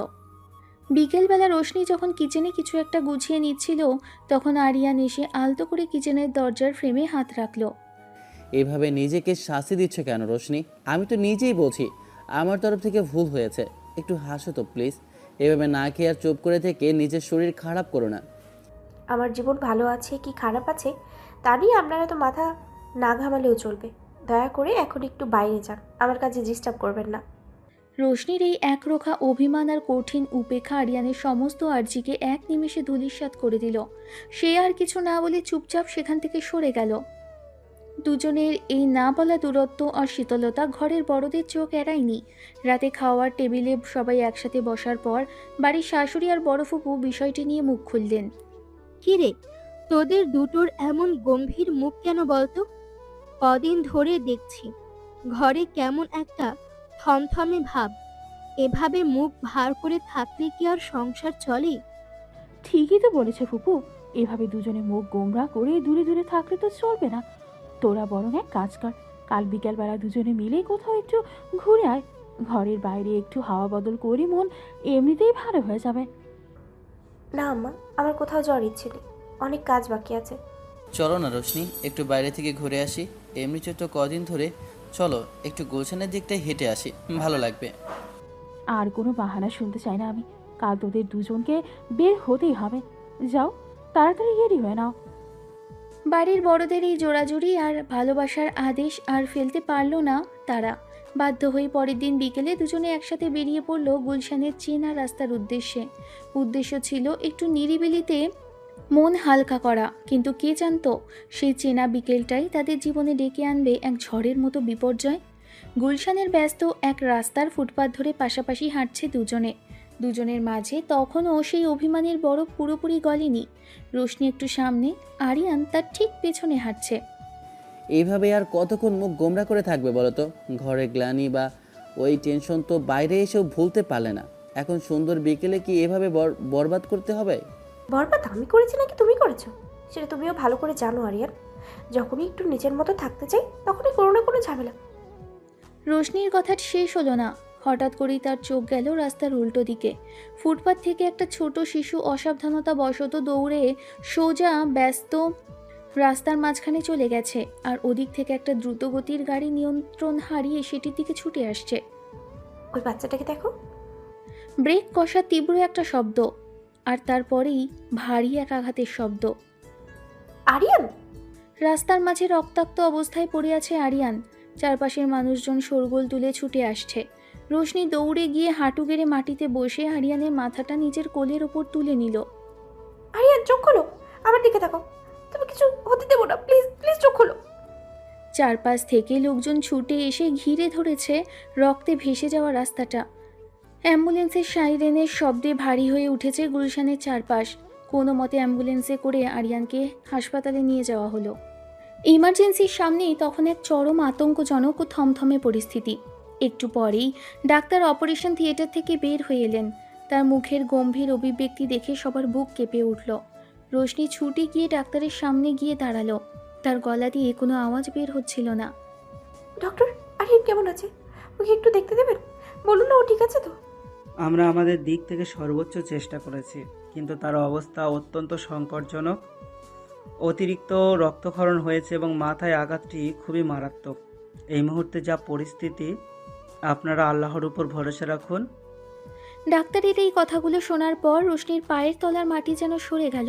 সে আর নিজেকে সামলাতে না পেরে হাসপাতালের করিডোরের হোয়াইট ওয়াশ করা দেওয়ালে সজোরে পিঠ ঠেকিয়ে ধপ করে মেঝেতে বসে পড়ল। না, এটা হতে পারে না। আমার সামান্য একটু অভিমান আর জেদের মূল্য দিতে গিয়ে আজও নিজের জীবন বাজি রেখে দিল। আমি তো শুধু একটু রাগই করেছিলাম। এমন শাস্তি কেন দিলে আমার ঈশ্বর?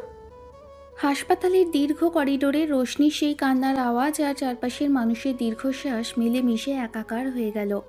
যে মানুষটার সাথে কদিন আগেও জমে থাকা অভিমান আর না বলা দূরত্বের দেয়াল তোলার চেষ্টা চলছিল, আজ সেই মানুষটার নিঃশ্বাসটুকু টিকিয়ে রাখার আকুতি হয়ে উঠল তার একমাত্র প্রার্থনা। কাজ ঘেরা আইসিইউর বাইরে থমকে আছে পুরো সময়টা। ভেতরে জীবন আর মৃত্যুর লড়াই লড়ছে আরিয়ান, আর বাইরে কাঁচের দেয়ালের ওপারে দাঁড়িয়ে ফ্যালফ্যাল করে তাকিয়ে আছে রোশনি। তার চোখের জল যেন ফুরিয়ে গেছে। বুকের ভেতরটা কেবল একটা শূন্যতায় হাহাকার করছে। 3 দিন বেরিয়ে গেছে, ডাক্তারের মুখে এখনো কোনো আশার বাণী নেই। আইসিইউ নিস্তব্ধ পরিবেশে কেবল মেশিনের নিখুঁত শব্দটাই জানান দিচ্ছে আরিয়ানের বেঁচে থাকার লড়াই। তুমি আমাকে এত সহজেই শাস্তি দিয়ে চলে যেতে পারো না আরিয়ান। আমার সামান্য এই অভিমান আর জেদের কি এতটাই দাম ছিল? আমি তো শুধু চেয়েছিলাম একটু বেশি করে আমাকে ভালোবাসো, একটু বেশি সময় দাও। তারপরে এই নয় যে আমি তোমাকে হারিয়ে ফেলার জন্য এত বড় শাস্তি নেব। রোশনির কান্নার শব্দে করিডোরের কোণে দাঁড়িয়ে থাকা শাশুড়ি আর বড় ফুপুও নিজেদের চোখের জল আর আটকে রাখতে পারলেন না। ফুপু এসে আলতো করে রোশনির কাঁধে হাত রাখলেন। এভাবে ভেঙে পড়িস না রে মা, ও এত জেদি একটা ছেলে, ও ঠিক তোর কাছে ফিরে আসবে, দেখিস, খোদার উপর ভরসা রাখ। ঠিক সেই মুহূর্তে আইসিইউর ভেতরের মনিটরের শব্দে একটা পরিবর্তন লক্ষ্য করা গেল। ডাক্তাররা দ্রুত ভেতরে প্রবেশ করলেন। রোশনি আতঙ্কে কাঁচের দেয়ালে মুখ চেপে ধরে রুদ্ধশ্বাসে তাকিয়ে রইল, ভেতরে কি হচ্ছে তা দেখার জন্য। আইসিইউর ভেতরে তখন চিকিৎসকদের দৌড়ঝাঁপ শুরু হয়ে গেছে। সিনিয়র ডাক্তার মনিটরের দিকে তাকিয়ে দ্রুত হাতে কিছু ইঞ্জেকশন পুশ করতে বললেন। কাঁচের বাইরে দাঁড়িয়ে রোশনির বুকটা যেন কেঁপে কেঁপে উঠছিল। কয়েক মুহূর্তে সেই চরম উৎকণ্ঠা কাটিয়ে হঠাৎ করেই মনিটরে হার্টবিটের গ্রাফটা আবার স্বাভাবিক ছন্দে ফিরে এলো। ডাক্তারদের মুখের ক্লান্তি কাটিয়ে এক স্বস্তির হাসি ফুটে উঠল। মিনিট 10 পরে সিনিয়র ডাক্তার দরজা খুলে বাইরে বেরিয়ে এলেন। রোশনি ছুটে গিয়ে দরজার সামনে এসে দাঁড়ালো। আপনাদের দুশ্চিন্তা কেটে গেছে, উনি অলরেডি ডেঞ্জারাস জোনের বাইরে চলে এসেছেন। আলহামদুলিল্লাহ, ওনার বডি রেসপন্স করা শুরু করেছে, তবে এই মুহূর্তে ওনাকে সম্পূর্ণ বিশ্রামে থাকতে হবে। ডাক্তারের মুখে এই কথা শোনার পর রোশনির পায়ের নিচ থেকে যেন শেষটুকু বরফও গলে জল হয়ে গেল। সে 2 হাত দিয়ে মুখ ঢেকে করিডোরের মেঝেতে বসে পড়ে স্বস্তির দীর্ঘশ্বাস ফেলল। সমস্ত অভিমান, রাগ আর ক্ষোভ ধুয়ে মুছে একাকার হয়ে গেল চোখের জলে। 2 দিন পর আরিয়ানকে কেবিনে স্থানান্তর করা হলো। রোশনি আলতো পায়ে কেবিনের দরজা ঠেলে ভেতরে প্রবেশ করল। বিছানায় শুয়ে থাকা আরিয়ান তখন ক্লান্ত চোখে জানালার বাইরে রোদের দিকে তাকিয়েছিল। রোশনিকে ঘরে ঢুকতে দেখে সে একটু মৃদু হাসার চেষ্টা করলো। আর কিছু বলার আছে তোমার? ওইভাবে জীবন বাজি রেখে হিরো সাজার শখ কার থেকে পেয়েছিলে? হিরো সাদার শখ আমার ছিল না রে গিন্নি, শুধু ভয় হচ্ছিল যদি আমার ওই একটা ভুলের কারণে সারা জীবনের জন্য তোমাকে হারিয়ে ফেলি। তবে তো সত্যি সত্যি আমার আর বেঁচে থাকার কোনো মানেই থাকতো না। আর কখন এমন বোকামি করবে না। আমি সব ক্ষমা করে দিয়েছি, শুধু শুধু তুমি সুস্থ হয়ে আমার কাছে ফিরে এসো। আরিয়ান তার দুর্বল হাত দুটো বাড়িয়ে রোশনির মাথাটা আলতো করে নিজের বুকের সাথে জড়িয়ে ধরল। সমস্ত ভুল বোঝাবুঝি, অভিমান আর মেঘ কেটে গিয়ে তাদের ভালোবাসার আকাশটা আবার নতুন আলোয় ঝলমল করে উঠল। বেশি কথা বলবে না একদম। সেদিন হাসপাতালের ডাক্তারের সামনে যা অবস্থা হয়েছিল সে কথা কি ভুলে গেছো? এখন তো শাস্তি ঠিক মতো শেষই হয়। আচ্ছা বাবা, মানলাম আমারই সব ভুল ছিল। এখন এই রাগি মুখটা একটু বন্ধ করে এই মিষ্টি আবেরটা মুখে ফেলো তো দেখি। পটিয়ে নেওয়ার খুব বুদ্ধি হয়েছে, তাই না? তবে হ্যাঁ, সেই দিন ওই গাড়িটার সামনে যেভাবে ঝাঁপিয়ে পড়েছিলে না, ওই বোকামিটা আর কখনো করলে আমার চেয়ে খারাপ আর কেউ হবে না বলে দিলাম। আর কখনো এমন সুযোগই দেব না যে তোমাকে কাঁদতে হয়। সেদিন হারিয়ে ফেলার ভয়টা আমাকে শিখিয়ে দিয়েছে তোমার সাথে সামান্য অভিমানের চেয়ে তোমাকে ছাড়া বেঁচে থাকাটা কতটা কঠিন। আরিয়ানের হাতের উষ্ণ ছোঁয়া আর চোখের সেই গভীর মায়া নিমেষেই মুছে দিল অতীতের সব জমানো কালো মেঘ। রোশনি আর কোনো কথা না বলে আলতো করে মাথা এলিয়ে দিল আরিয়ানের কাঁধে। জীবনের পথ যতই কঠিন হোক না কেন, ভালোবাসার এই চিরন্তন আলোয় তাদের নতুন অধ্যায় আরও সুন্দর হয়ে উঠল। ঘটনার মাসখানেক পর গুলশানের সেই ফ্ল্যাটটাতে এখন আর আগের সেই থমথমে পরিবেশ নেই, বরং পুরো বাড়িটা জুড়ে এখন এক নতুন আনন্দ আর প্রাণ চাঞ্চল্যের আমেজ। আরিয়ান এখন পুরোপুরি সুস্থ, নিজের কাজেও ফিরতে শুরু করেছে। বিকেলবেলা ড্রয়িং রুমের সোফায় সবাই মিলে একসাথে চা খাওয়ার আসর বসেছে। বড় ফুফু আর শাশুড়ি এক কাপ করে চা হাতে নিয়ে বেশ রসিয়েই গল্প শুরু করলেন। কথাগুলো যে কোন দিকে মোড় নিতে চলেছে তা বুঝতে পেরে আরিয়ান আর রোশনি দুজনেই একটু আড়ষ্ট হয়ে গেল। কি রে আরিয়ান, তোর তো এখন অফিসও স্বাভাবিক হয়ে এলো, আর রোশনিও তো নিজের পড়াশোনা বা ঘরের কাজ নিয়ে বেশ গুছিয়ে নিয়েছে। তোরা এবার একটু সিরিয়াসলি ফ্যামিলি বাড়ানোর কথা ভাবিস না কেন বলতো? আমাদের ঘরে একটা ছোট্ট কচি মুখ কবে দেখাবি? একদম ঠিক কথা বলেছিস আপা। ওদের বিয়ের তো বেশ কিছুদিন হলো। এখন তো আমাদেরও ইচ্ছে করে কোলে একটা ফুটফুটে পুতুলের মতো বাচ্চা নিয়ে খেলি। এভাবে আর কতদিন শুধু নিজেদের মতো কাটিয়ে দেবে? কি যে বলো ফুপি, আর আম্মাও শুরু করলে। আমাদের বিয়ের বয়স কতদিন হলো, আর এখনই এসব নিয়ে পড়ে গেলে? তাছাড়া আমি তো সবই আমার পড়াশোনা আর বাকি কাজগুলো গুছিয়ে নিচ্ছি। এখনই এসব নিয়ে ভাবার কোনো তাড়া নেই আমার। ঠিকই তো বলেছে রোশনি। তাছাড়া এত তাড়াতাড়ি একটা নতুন দায়িত্ব নেওয়ার চেয়ে নিজেদের এখনকার সময়টা একটু গুছিয়ে নেওয়া ভালো নাকি বলো? আরে রাগ তোদের গোছগাছ, আমাদের বয়স হয়েছে। আমরা কি সারাদিন তোদের এই ল্যাপটপ আর অফিসিয়াল প্যাচাল দেখবো নাকি? একটা বাচ্চা এলে ঘরটার আলোই পাল্টে যাবে, সেটা কি তোরা বুঝিস না? ঠিক বলেছে আপা। তোদের মুখে যতই বাহানা থাক না কেন, আগামী 1 বছরের মধ্যে আমাদের কিন্তু একটা ভালো খবর চাই। এ নিয়ে আর কোনো টাল বাহানা চলবে না বলে দিলাম। বড়দের এই মিষ্টি জোড়াজুড়ি আর নাতির মুখ দেখার বায়না শুনে আরিয়ান আর রোশনি দুজনেই ফিক করে হেসে ফেলল।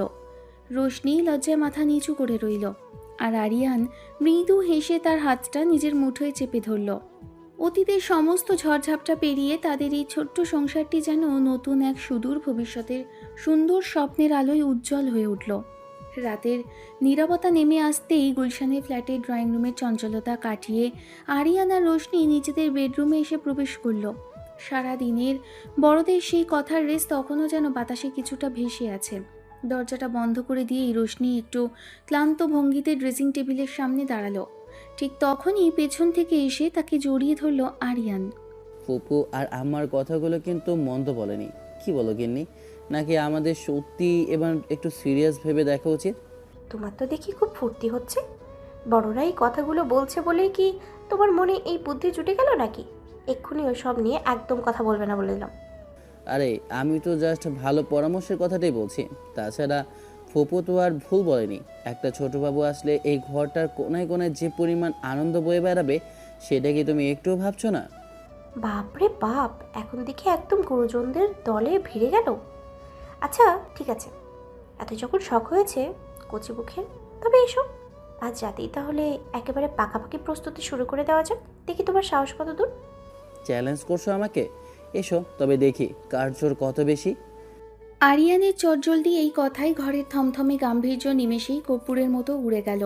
খিলখিল করে হেসে উঠে রোশনি নিজেকে ছাড়িয়ে নেওয়ার চেষ্টা করতেই আরিয়ান তাকে আরও শক্ত করে নিজের বাহুডোরে জড়িয়ে ধরল।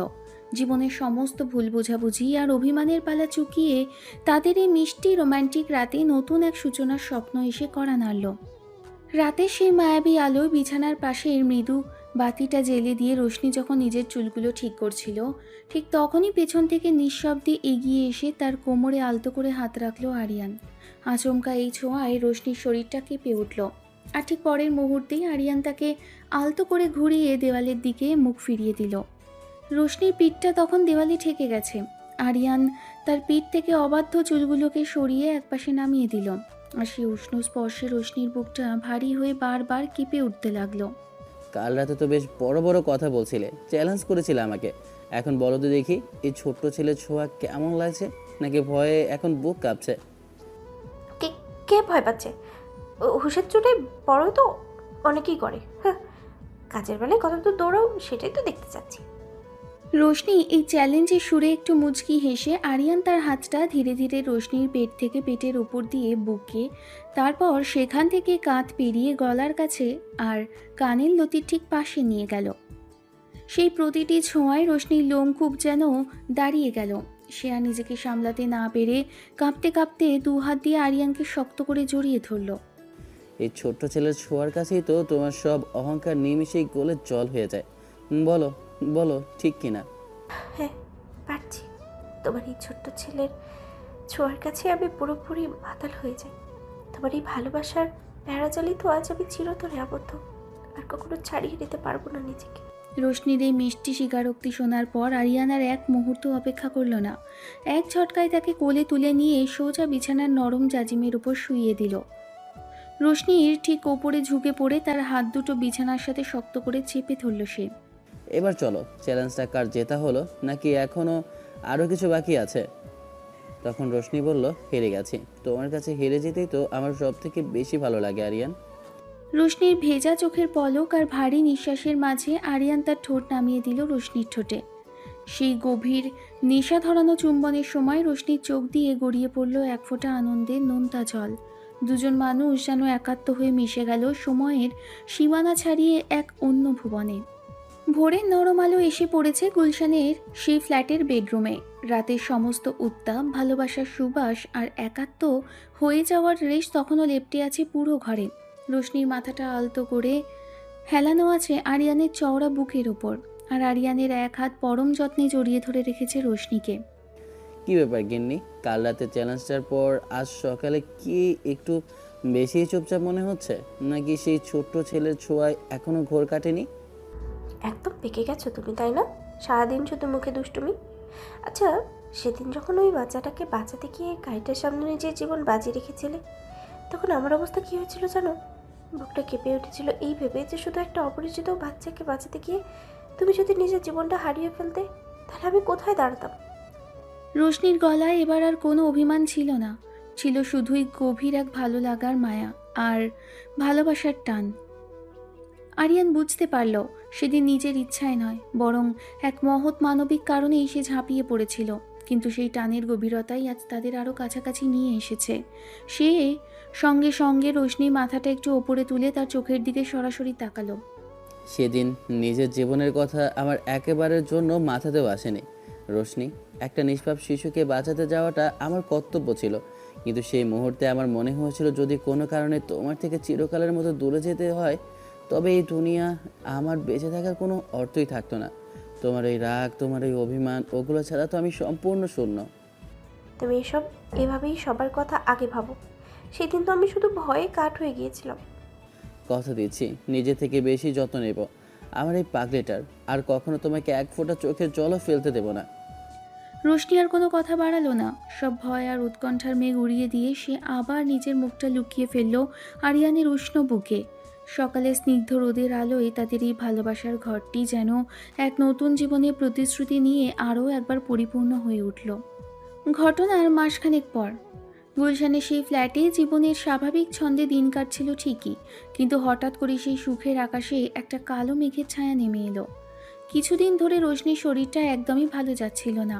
অতিরিক্ত ক্লান্তি, মাঝে মাঝে মাথা ঘুরে পড়ে যাওয়া আর শারীরিক দুর্বলতার কারণে আরিয়ান তাকে জোর করে গুলশানের এক নামী ডাক্তারের কাছে নিয়ে গেল। ডাক্তারের চেম্বারের ভেতরে তখন পিনপতন নীরবতা। ডাক্তার গম্ভীর মুখে কিছু রিপোর্ট উল্টে পাল্টে দেখছেন, আর টেবিলের সামনে বসা আরিয়ান আর রোশনির বুকটা অজানা আশঙ্কায় দুমদুম করে কাঁপছে। বেশ কিছুক্ষণ পর ডাক্তার চশমাটা খুলে টেবিলের ওপর রেখে তাদের দিকে তাকালেন। দেখুন, রোশনির শারীরিক কিছু ইন্টারনাল জটিলতা ধরা পড়েছে। টেস্ট রিপোর্টগুলো যা বলছে তাতে ভবিষ্যতে ওর মা হওয়া বা প্রেগনেন্ট হওয়ার কোনো সম্ভাবনাই আর নেই। শরীর এই ধকলটা নেয়ার মতো অবস্থায় নেই। যত দ্রুত সম্ভব এই বিষয়টার সাথে মানিয়ে নেওয়াই আপনাদের জন্য ভালো হবে। ডাক্তারের এই একটি মাত্র বাক্য যেন আস্ত একটা পাহাড় ভেঙে ফেলল রোশনির মাথার ওপর। তার চোখের পলক দুটো স্থির হয়ে গেল, গলা দিয়ে আর কোনো শব্দ বের হলো না। আরিয়ান এক মুহূর্তের জন্য পাথরের মূর্তির মতো বসে রইল, যেন সে বিশ্বাসই করতে পারছে না ডাক্তার কি বলে গেল। আপনি কি বলছেন ডাক্তার? অন্য কোনো ভালো চিকিৎসা নেই? একটু ভালো করে দেখুন না প্লিজ। আমি খুব দুঃখিত মিস্টার আরিয়ান, মেডিকেল সায়েন্সের দিক থেকে এই সত্যটাকে পাল্টানোর কোনো উপায় আমাদের হাতে নেই। এখন আপনাদের দুজনকে মানসিকভাবে অনেক বেশি শক্ত থাকতে হবে। ডাক্তারের চেম্বার থেকে বের হয়ে গাড়িতে ওঠার পর পুরো পথটা দুজনেই একটা কথাও বলল না।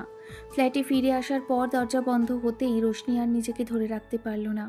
সে বিছানার এক কোণে বসে কাগজে পুতুলের মতো ফুপিয়ে ফুপিয়ে কেঁদে উঠল, যেন তার ভেতরের সব স্বপ্ন এক নিমেষে চুরমার হয়ে গেছে। দেখলে তো, আমি তো সেদিন বড় বড় কথা বলেছিলাম যে এখনই বাচ্চা নেওয়ার দরকার নেই, নিজে একটু গুছিয়ে নেব। সৃষ্টিকর্তা বুঝিয়ে আমার এই অহংকারটাই এভাবে ভেঙে দিলেন। আমি আর কোনোদিন মা হতে পারবো না আরিয়ান। একটা একটা অসম্পূর্ণ মেয়ে আমি। কিন্তু তোমার পরিবার, তোমার মা পপু, তারা তো সবসময় একটা একটা কচিমুখের স্বপ্ন দেখেছে। আমি যে তাদের সেই আশা কোনোদিনও পূরণ করতে পারবো না আরিয়ান। রোশনির এই আর্তনাদ আর কান্নায় আরিয়ানের বুকটা চিরে রক্তক্ষরণ হতে লাগলো। সে এক মুহূর্তও দেরি না করে দ্রুত গিয়ে রোশনির সামনে হাঁটু গেড়ে বসলো, আর রোশনির কাঁপতে থাকা মুখটা নিজের দু হাতের তালুতে তুলে ধরল। এসব তুমি কি উল্টাপাল্টা বলছো? রোশনি, মা হতে পারোনি তো কি হয়েছে? এই দুনিয়ায় কি আমার সব সুখ কেবল একটা সন্তানের মাঝে আটকে আছে? আমার কাছে তুমি মানে আমার পুরো পৃথিবী, আমার সব সুখ। আর কখনো যদি এমন কথা মুখে এনেছো তাহলে কিন্তু আমার যে খারাপ আর কেউ হবে না বলে দিলাম। তোমার মা ফুপু, তারা তো সব সময় একটা কচি মুখের স্বপ্ন দেখেছে। আমি যে তাদের সেই আশা কোনোদিনই পূরণ করতে পারবো না আরি। আমার পরিবার তোমাকে ভালোবেসেছে, কোনো শর্তে ভালোবাসেনি। আর যদি ওই অধিকারের কথা বলো তবে আজ পরিষ্কার করে বলছি, সন্তান না হোক আমার জীবনে তোমার চেয়ে দামি বা গুরুত্বপূর্ণ আর কেউই কোনোদিন ছিল না, থাকবেও না। এই কান্নার জল আজকেই শেষ, এরপর আর কখনো তোমাকে কাঁদতে দেবো না আমি। রোশনি আর কিছু বলতে পারল না। সব ঝড়ঝাপটার নিয়তির এই নির্মম আঘাতের সামনে দাঁড়িয়েও আরিয়ানের এই বুক ভরা ভালোবাসা আর পরম আশ্রয় তাকে যেন নতুন করে বেঁচে থাকার সাহস জুগিয়ে দিল। ডাক্তারের চেম্বার থেকে ফেরার পর থেকেই গুলশানের ফ্ল্যাটের বায়ুমণ্ডল ধীরে ধীরে পাল্টাতে শুরু করলো। ডাক্তার যে সত্যটা জানিয়ে দিয়েছিলেন তা প্রথমে শুধু দুজনের মধ্যে সীমাবদ্ধ থাকলেও সময়ের সাথে সাথে তা আর গোপনীয় রইল না। আরিয়ানের পরিবার, বিশেষ করে ফুপু আর শাশুড়ি যখন এই সত্যিটা জানতে পারলেন, তখন তাদের সেই আগের স্নেহময়ী রূপটা আর রইল না। সেদিন দুপুরের দিকে পারিবারিক এক দাওয়াতে ফুপু আর শাশুড়ি ড্রয়িং রুমে বসে ফিসফিস করে কথা বলছিলেন, আর রোশনি কিচেন থেকে পানি নিয়ে আসার সময় তাদের সেই কটু কথাগুলো পরিষ্কার শুনতে পেলেন। দেখলি তো কপালটা, এত সাথের সংসারটা একেবারে মাটি হয়ে গেল। একটা বংশের প্রদীপ জ্বালানোর যার ভাগ্যেই নেই, তাকে আর ঘরে রেখে লাভ কি বল? আরিয়ান যদি একটু শক্ত হয়ে অন্য কিছু না ভাবে তবে তো পুরো জীবনটাই শেষ। ঠিকই বলেছিস, আমরা তো কত স্বপ্ন দেখেছিলাম, আর ও কিনা শেষে এই রোগ নিয়ে এলো। পুরুষ মানুষ কতদিন আর এমন একটা অপূর্ণ বউয়ের সাথে সারা জীবন কাটিয়ে দেবে বল? দেখি, আরিয়ানকে আজই এই বিষয় পরিষ্কার করে বলতে হবে। কাঁচের গ্লাসটা রোশনির হাত থেকে প্রায় খসে পড়ার উপক্রম হলো। বুক চিরে কান্নার এক তীব্র জোয়ার উঠে এলো গলায়, কিন্তু সে কোনো মতে নিজেকে সামলে রান্নাঘরের এক কোণে দাঁড়িয়ে নিঃশব্দে চোখ মুছল। সে বুঝতে পারল তার এই শূন্যতাই আজ তার জীবনের সবথেকে বড় অপরাধ হয়ে দাঁড়িয়েছে।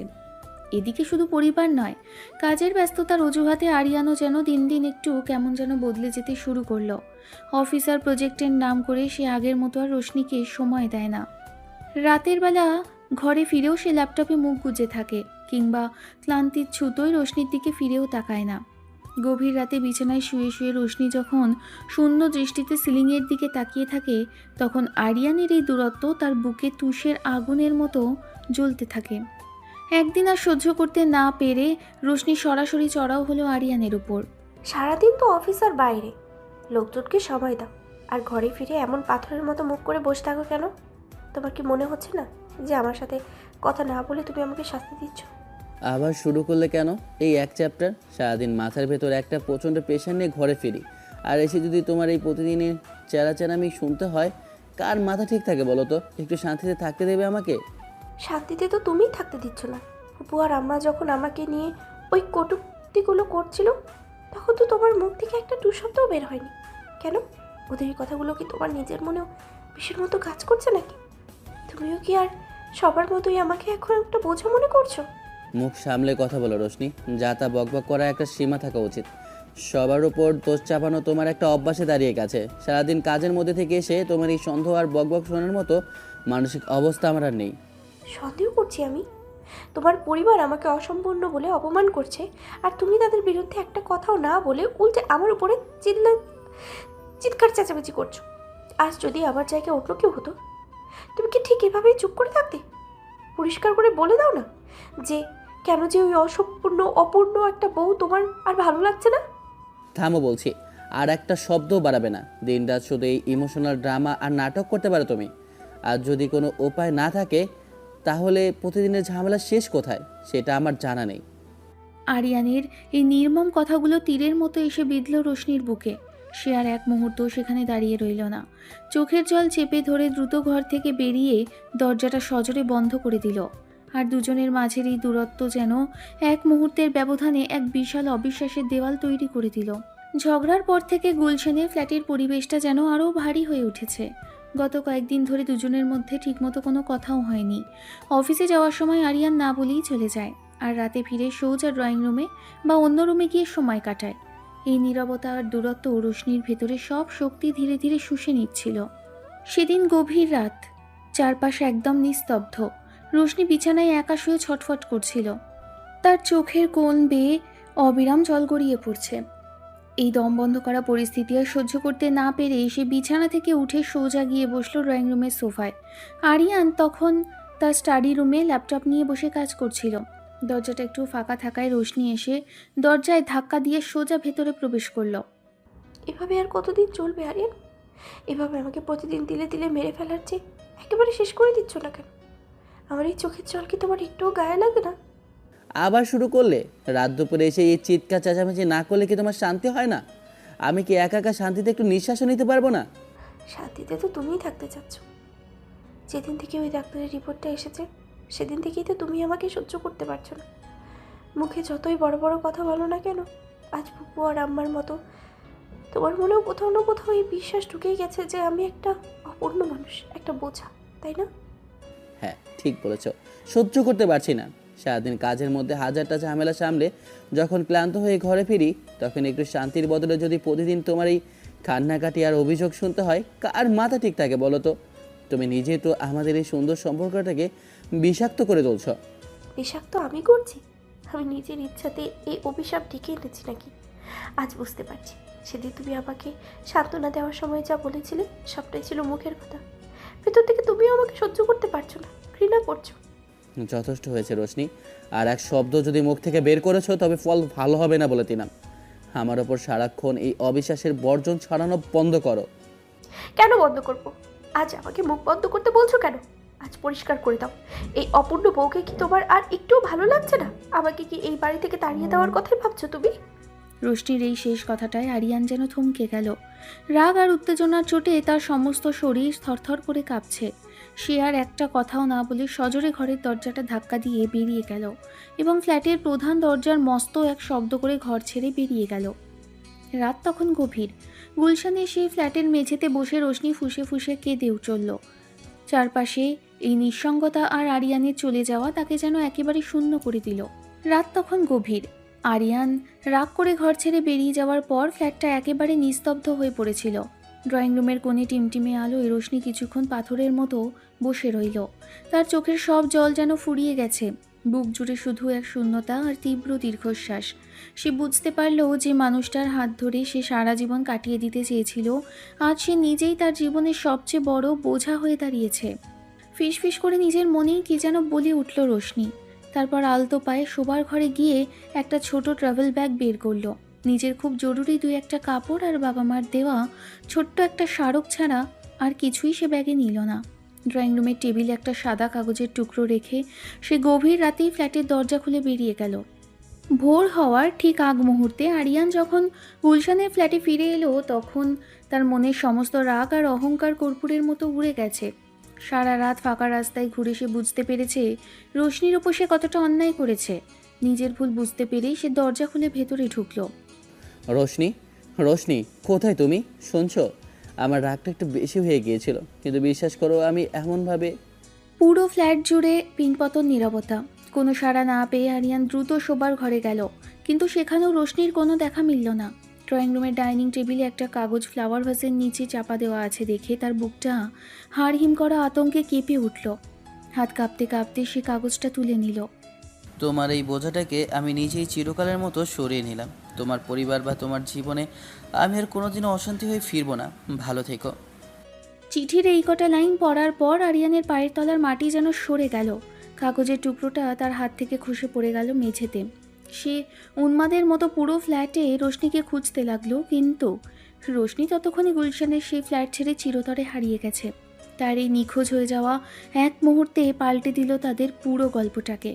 রোশনি রেখে যাওয়া এই ছোট্ট চিঠিটা আরিয়ানের মাথার ওপর যেন আস্ত একটা আকাশ ভেঙে ফেলল। গুলশানের সেই ফ্ল্যাটের চত্বরে দাঁড়িয়ে সে বুঝতে পারল নিজের অহংকার আর সাময়িক ক্ষোভের আগুনে সে নিজেই পুড়িয়ে ছাই করে দিয়েছে তার সবচেয়ে দামি ভালোবাসাকে। ভোর হতেই আরিয়ান উন্মাদের মতো গাড়ি নিয়ে বেরিয়ে পড়ল রোশনির খোঁজে। সে প্রথমে গেল রোশনির বাবার বাড়িতে, কিন্তু সেখানে গিয়ে সে জানতে পারল রোশনি সেখানে যায়নি। এরপর একে একে রোশনির কোনো ঘনিষ্ঠ বন্ধু বা আত্মীয় কারোর বাড়িতেই তার কোনো খোঁজ মিলল না। চারপাশটা যেন এক অদ্ভুত শূন্যতায় গ্রাস করে নিয়েছে। এদিকে টানা 3 দিন ধরে কোনো খোঁজ না পেয়ে আরিয়ানের অবস্থা তখন পাগল প্রায়। অফিস, কাজ, প্রজেক্ট সব কিছু সে এক লহমায় ফেলে দিয়েছে। গুলশানে সেই ফাঁকা ফ্ল্যাটে ফিরলেই টেবিলে রাখা সেই ছোট্ট কাগজটার কথা মনে পড়ে, আর তার বুকটা চিরে এক বুক কান্না বেরিয়ে আসে।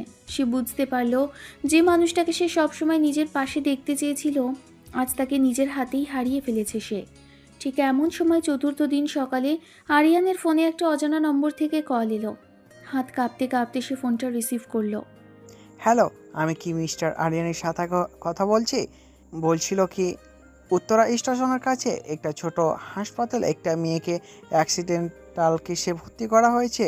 তার কাছে একটা হ্যান্ডব্যাগে আপনার এই নাম্বারটা একটা ডায়েরিতে লেখা পাওয়া গেছে। একটু তাড়াতাড়ি কি হাসপাতালে আসতে পারবেন? পেশেন্টের অবস্থা বেশ সংকটাপূর্ণ। ফোনের ওপাশ থেকে বলা এই কথাগুলো শোনার পর আরিয়ানের হাতের ফোনটা খসে পড়ার উপক্রম হলো। গোটা পৃথিবীটা যেন তার চোখের সামনে ঘুরতে শুরু করলো। রোশনি কি তবে সত্যি সত্যি চিরকালের মতো হারিয়ে যাচ্ছে? এক মুহূর্ত দেরি না করে আরিয়ান ঝড়ের বেগে গাড়িতে স্টার্ট দিল। চতুর্থ দিন সকালে উত্তরা স্টেশনের কাছে সেই ছোট হাসপাতালটার করিডোর তখন থমথমে। আরিয়ান যখন উন্মাদের মতো হাসপাতালের জরুরি বিভাগে গ্লাস ঠেলে ভেতরে ঢুকলো, তখন তার বুকের ভেতরটা অজানা আশঙ্কায় দুমদুম করে কাঁপছে। রিসেপশন কাউন্টারে দাঁড়িয়ে থাকা নার্সদের দিকে হাঁপাতে হাঁপাতে এগিয়ে গেল আরিয়ান। একটু আগেই হাসপাতালে একটা অ্যাক্সিডেন্ট কেস এসেছে না? রোশনি নাম। কোন কেবিনে বা আইসিইউতে আছে একটু বলবেন প্লিজ? হ্যাঁ মিস্টার আরিয়ান, তো পেশেন্টকে এইমাত্র 2 নম্বর কেবিনে শিফট করা হয়েছে, তবে ওনার অবস্থা এখনও বেশ ক্রিটিক্যাল। মাথার আঘাতটা বেশ গুরুতর। নার্সের কথা শেষ হওয়ার আগেই আরিয়ানার এক মুহূর্ত সেখানে দাঁড়ালো না। সেই সোজা দৌড়ে গিয়ে 2 নম্বর কেবিনের ধাক্কা দেওয়া দরজাটা ঠেলে ভেতরে প্রবেশ করলো। কেবিনের ভেতরটা ওষুধের চড়া গন্ধে ভারী। হোয়াইট বেডের ওপর শুয়ে আছে রোশনি। তার কপালে সাদা ব্যান্ডেজ জড়ানো, মুখটা ফ্যাকাশে আর নিস্তেজ। অক্সিজেন মাস্কের ভেতর থেকে তার দীর্ঘশ্বাস ফেলার মৃদু শব্দ ছাড়া পুরো ঘরে আর কোনো শব্দ নেই। আরিয়ান ধীর পায়ে বিছানার পাশে গিয়ে দাঁড়িয়ে থমকে গেল। তার গলা দিয়ে কোনো শব্দ বের হলো না, শুধু 2 চোখ বেয়ে গড়িয়ে পড়ল কান্নার নোনা জল। সে কাঁপতে কাঁপতে রোশনির নিথর ঠান্ডা হাতটা নিজের 2 হাতে তালুর মধ্যে তুলে নিল। রোশনি, চোখ খুলো গিন্নি, আমাকে ক্ষমা করে দাও। আমি এত বোকা কেন হলাম? তোমাকে একটু শান্তিতে রাখতে গিয়ে নিজেই তো তোমাকে হারিয়ে ফেলতে বসেছি। প্লিজ এভাবে ফিরিয়ে দিও না আমাকে। একটা কথা শুধু বলো, চোখ মেলে তাকাও আমার দিকে। আরিয়ানের এই আকুল আর্তনাদ আর কান্নার আওয়াজেও রোশনির চোখের পাতা দুটো একটুও কাঁপল না।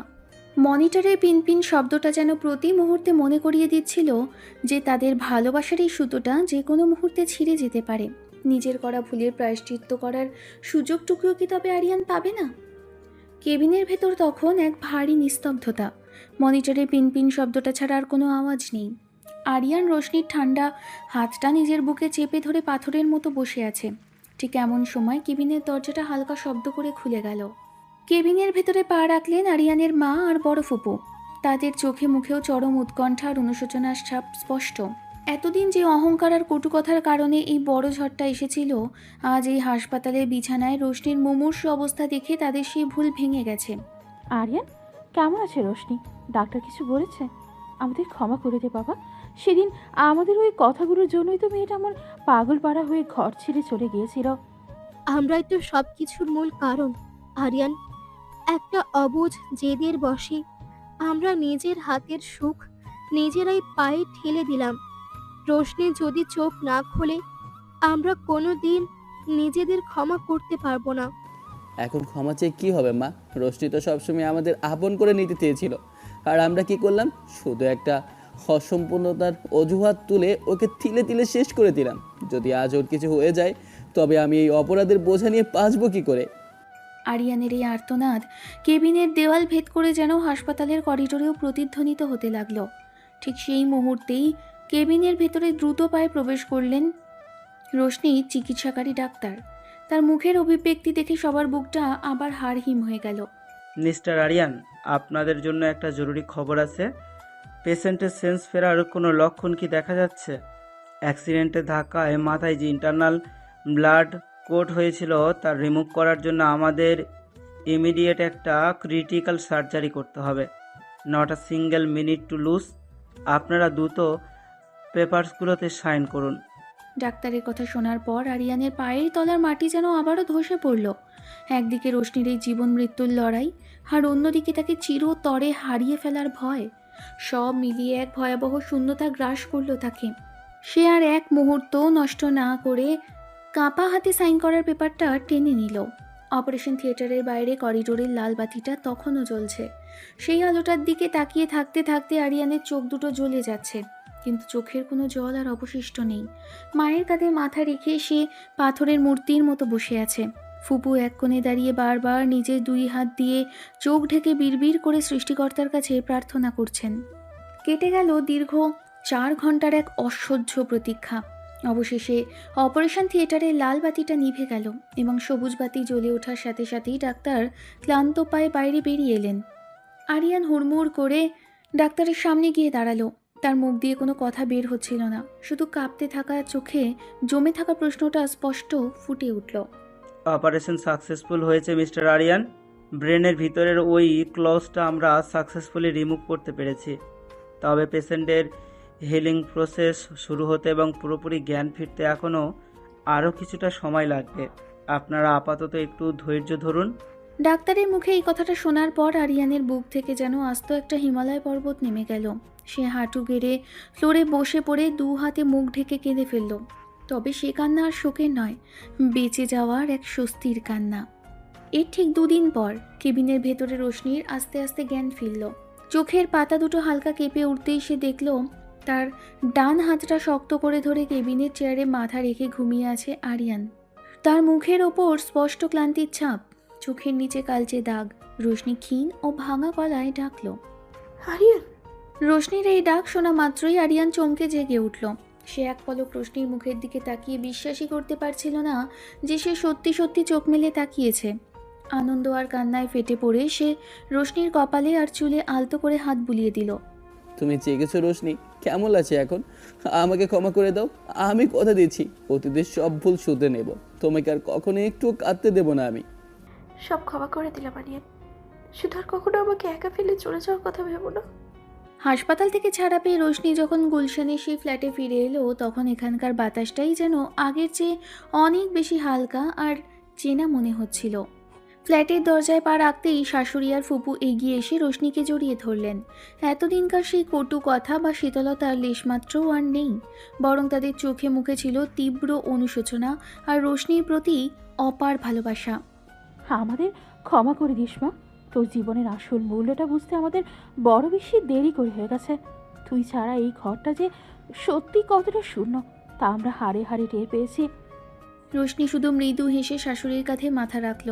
সে বুঝতে পারল জীবনের এই কঠিন ঝড়টা তাদের সবার ভেতরের অহংকার আর ভুলগুলোকে ধুয়ে মুছে একেবারে পরিষ্কার করে দিয়েছে। এই কিছুদিন পরের এক বিকেলবেলা ড্রয়িং রুমে বসে কফি খাওয়ার সময় আরিয়ান তার ল্যাপটপটা রোশনির সামনে এনে রাখল। স্ক্রিনের ওপর একটা চ্যারিটি বেহেমত বা চাইল্ড কেয়ার সেন্টারের ওয়েবসাইটের পেজ খোলা। রোশনি, একটা কথা অনেক দিন ধরে ভাবছি। আমাদের জীবনে একটা পূর্ণতা আনার জন্য তো শুধু রক্তে মাংসের সম্পর্ক জরুরি নয়, তাই না? চলো না কোনো একটা চাইল্ড কেয়ার বা এতিমখানা থেকে একটি ছোট্ট শিশুকে আমাদের কোলে তুলে নিই, যে শিশুটার একটা সুন্দর ভবিষ্যৎ দরকার, আর আমাদের জীবনেরও যার একটু কচি হাসির বড্ড প্রয়োজন। আরিয়ানের এই প্রস্তাব শোনার পর রোশনির চোখ দুটো জলে ভরে এলো। তবে সে জল কষ্টের নয়, একরাশ মুগ্ধতা আর পরম স্বস্তির। সে আর এক মুহূর্ত দেরি না করে সোজা গিয়ে আরিয়ানের গলা জড়িয়ে ধরল। তুমি এত সুন্দর একটা কথা কিভাবে ভাবলে আরিয়ান?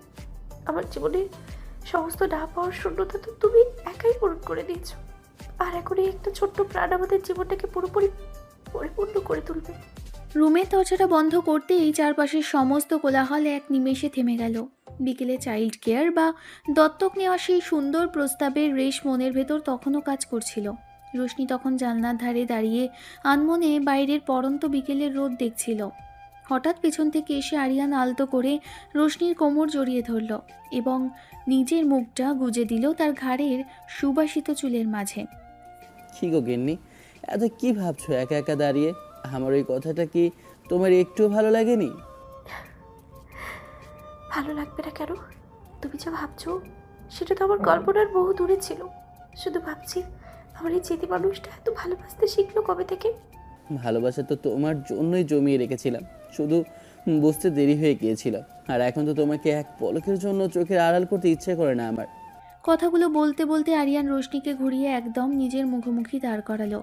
এরপর আর এক মুহূর্ত অপেক্ষা না করে সে রোশনিকে আলতো করে কোলে তুলে সোফার ওপর বসিয়ে দিল। রোশনি প্রথমে একটু চমকে গিয়ে লজ্জায় লাল হয়ে গেলেও বাধা দিল না, বরং নিজের মুখটা লজ্জায় আড়াল করে গুজে দিল আরিয়ানের প্রশস্ত বুকের গভীরে। আরিয়ান এবার তার ডান হাতের আঙুল দিয়ে রোশনির থুতনিটা ধীরে ধীরে ওপরে তুলে ধরল। রোশনি সেই লাজুক মায়াবী চোখের দিকে এক পলক তাকিয়ে সে তার কপালে, চোখের পাতায় এবং সবশেষে নরম ঠোঁটে এক দীর্ঘ উষ্ণ ও ভালোবাসায় মোড়ানো চুমু এঁকে দিল। কেউ যদি হঠাৎ চলে আসে দরজা তো খোলাই আছে। আসতে দাও, কাউকে পরোয়া করি না। আজ এই অধিকার তো শুধু আমার, আর তোমাকে হারানোর ভয় সেদিন আমাকে যা শিখিয়েছে তারপর থেকে পৃথিবীর আর কাউকে কেয়ার করার ইচ্ছে নেই আমার। রোশনির কানের কাছে আলতো করে কথাটি ফিসফিস করে বলে আরিয়ান তাকে আরও একটু শক্ত করে নিজের বুকে জড়িয়ে ধরল। সময়ের সাথে সাথে গুলশানের সেই ফ্ল্যাটটার রূপই যেন সম্পূর্ণ পাল্টে গেল। যে ঘরে একসময় শুধু কান্নার শব্দ আর অপূর্ণতা দীর্ঘশ্বাস জমে থাকতো, আজ সেখানে প্রতিনিয়ত বেজে ওঠে এক ছোট্ট শিশুর মিষ্টি কোলাহল। চাইল্ড কেয়ার সেন্টার থেকে দত্তক নেওয়া ফুটফুটে শিশুটি আসার পর থেকেই রোশনি আর আরিয়ানের জীবনটা জাদুকরি আলোয় ভরে গেছে। সকালের মিষ্টি রোদ এসে পড়েছে বসার ঘরের সোফায়। রোশনি রান্নাঘর থেকে নাস্তা গুছিয়ে ডাইনিং টেবিলে রাখছে, আর ঠিক তখনই ছোট্ট সোনাটাকে কোলে নিয়ে ড্রয়িং রুমে প্রবেশ করলেন আরিয়ানের মা ও বড় ফুপু। তাদের সাথে যোগ দিল আরিয়ানও। পুরো ঘরটা যেন এক টুকরো স্বর্গের মতো জীবন্ত হয়ে উঠেছে। রোশনি মা, সোনাটাকে একটু আমার কোলে দিতে দেখি। সকাল থেকে এমন দুষ্টুমি শুরু করেছে, একদম চোখের পলক ফেলতে দিচ্ছে না। এই তো মা, দিচ্ছি, একটু দেখুন তো আপনার এই নাতি সকাল থেকে ওর বাবার মতো কেমন পাজি হয়ে গেছে। পাজি হবে নাই বা কেন, বাপের রক্ত বলে কথা। তবে হ্যাঁ, এই ছোট্ট একটা প্রাণ আসার পর থেকে আমাদের এই ফ্ল্যাটটার যে কি একটা পূর্ণতা এসেছে তা ভাষায় বোঝানো যাবে না। শুধু ফ্ল্যাট কেন ফুপু, আমাদের পুরো জীবনটাই তো পাল্টে গেছে। এই যে রোশনির মুখে এখন আর কোনো সেই ক্লান্তি বা অভিমানের ছাপ দেখি না, এটাই আমার সবচেয়ে বড় শান্তি। আর আমার জীবনে তো তোমার এই রূপটাই সবচেয়ে বড় পাওয়া আরিয়ান। সব ভুল আর ঝড়ের পর আমরা আজ যে জায়গায় এসে দাঁড়িয়েছি সেটা আমার সব সুখ। রোশনির কথা শেষ হতেই ছোট্ট শিশুটা খিলখিল করে হেসে উঠল, আর তার হাসিতে মেতে উঠল পুরো পরিবার।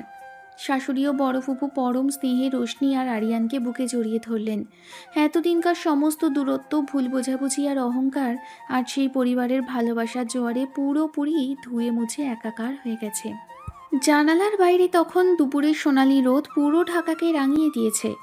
সমাজ বা পারিপার্শ্বিকতার সমস্ত বাঁকা কথাকে বহু পেছনে ফেলে রোশনি, আরিয়ান আর তাদের এই ছোট্ট পরিবারটি মিলে গড়ে তুলেছে এক সুখে শান্তিতে ভরপুর ভালোবাসার চিরন্তন ঠিকানা।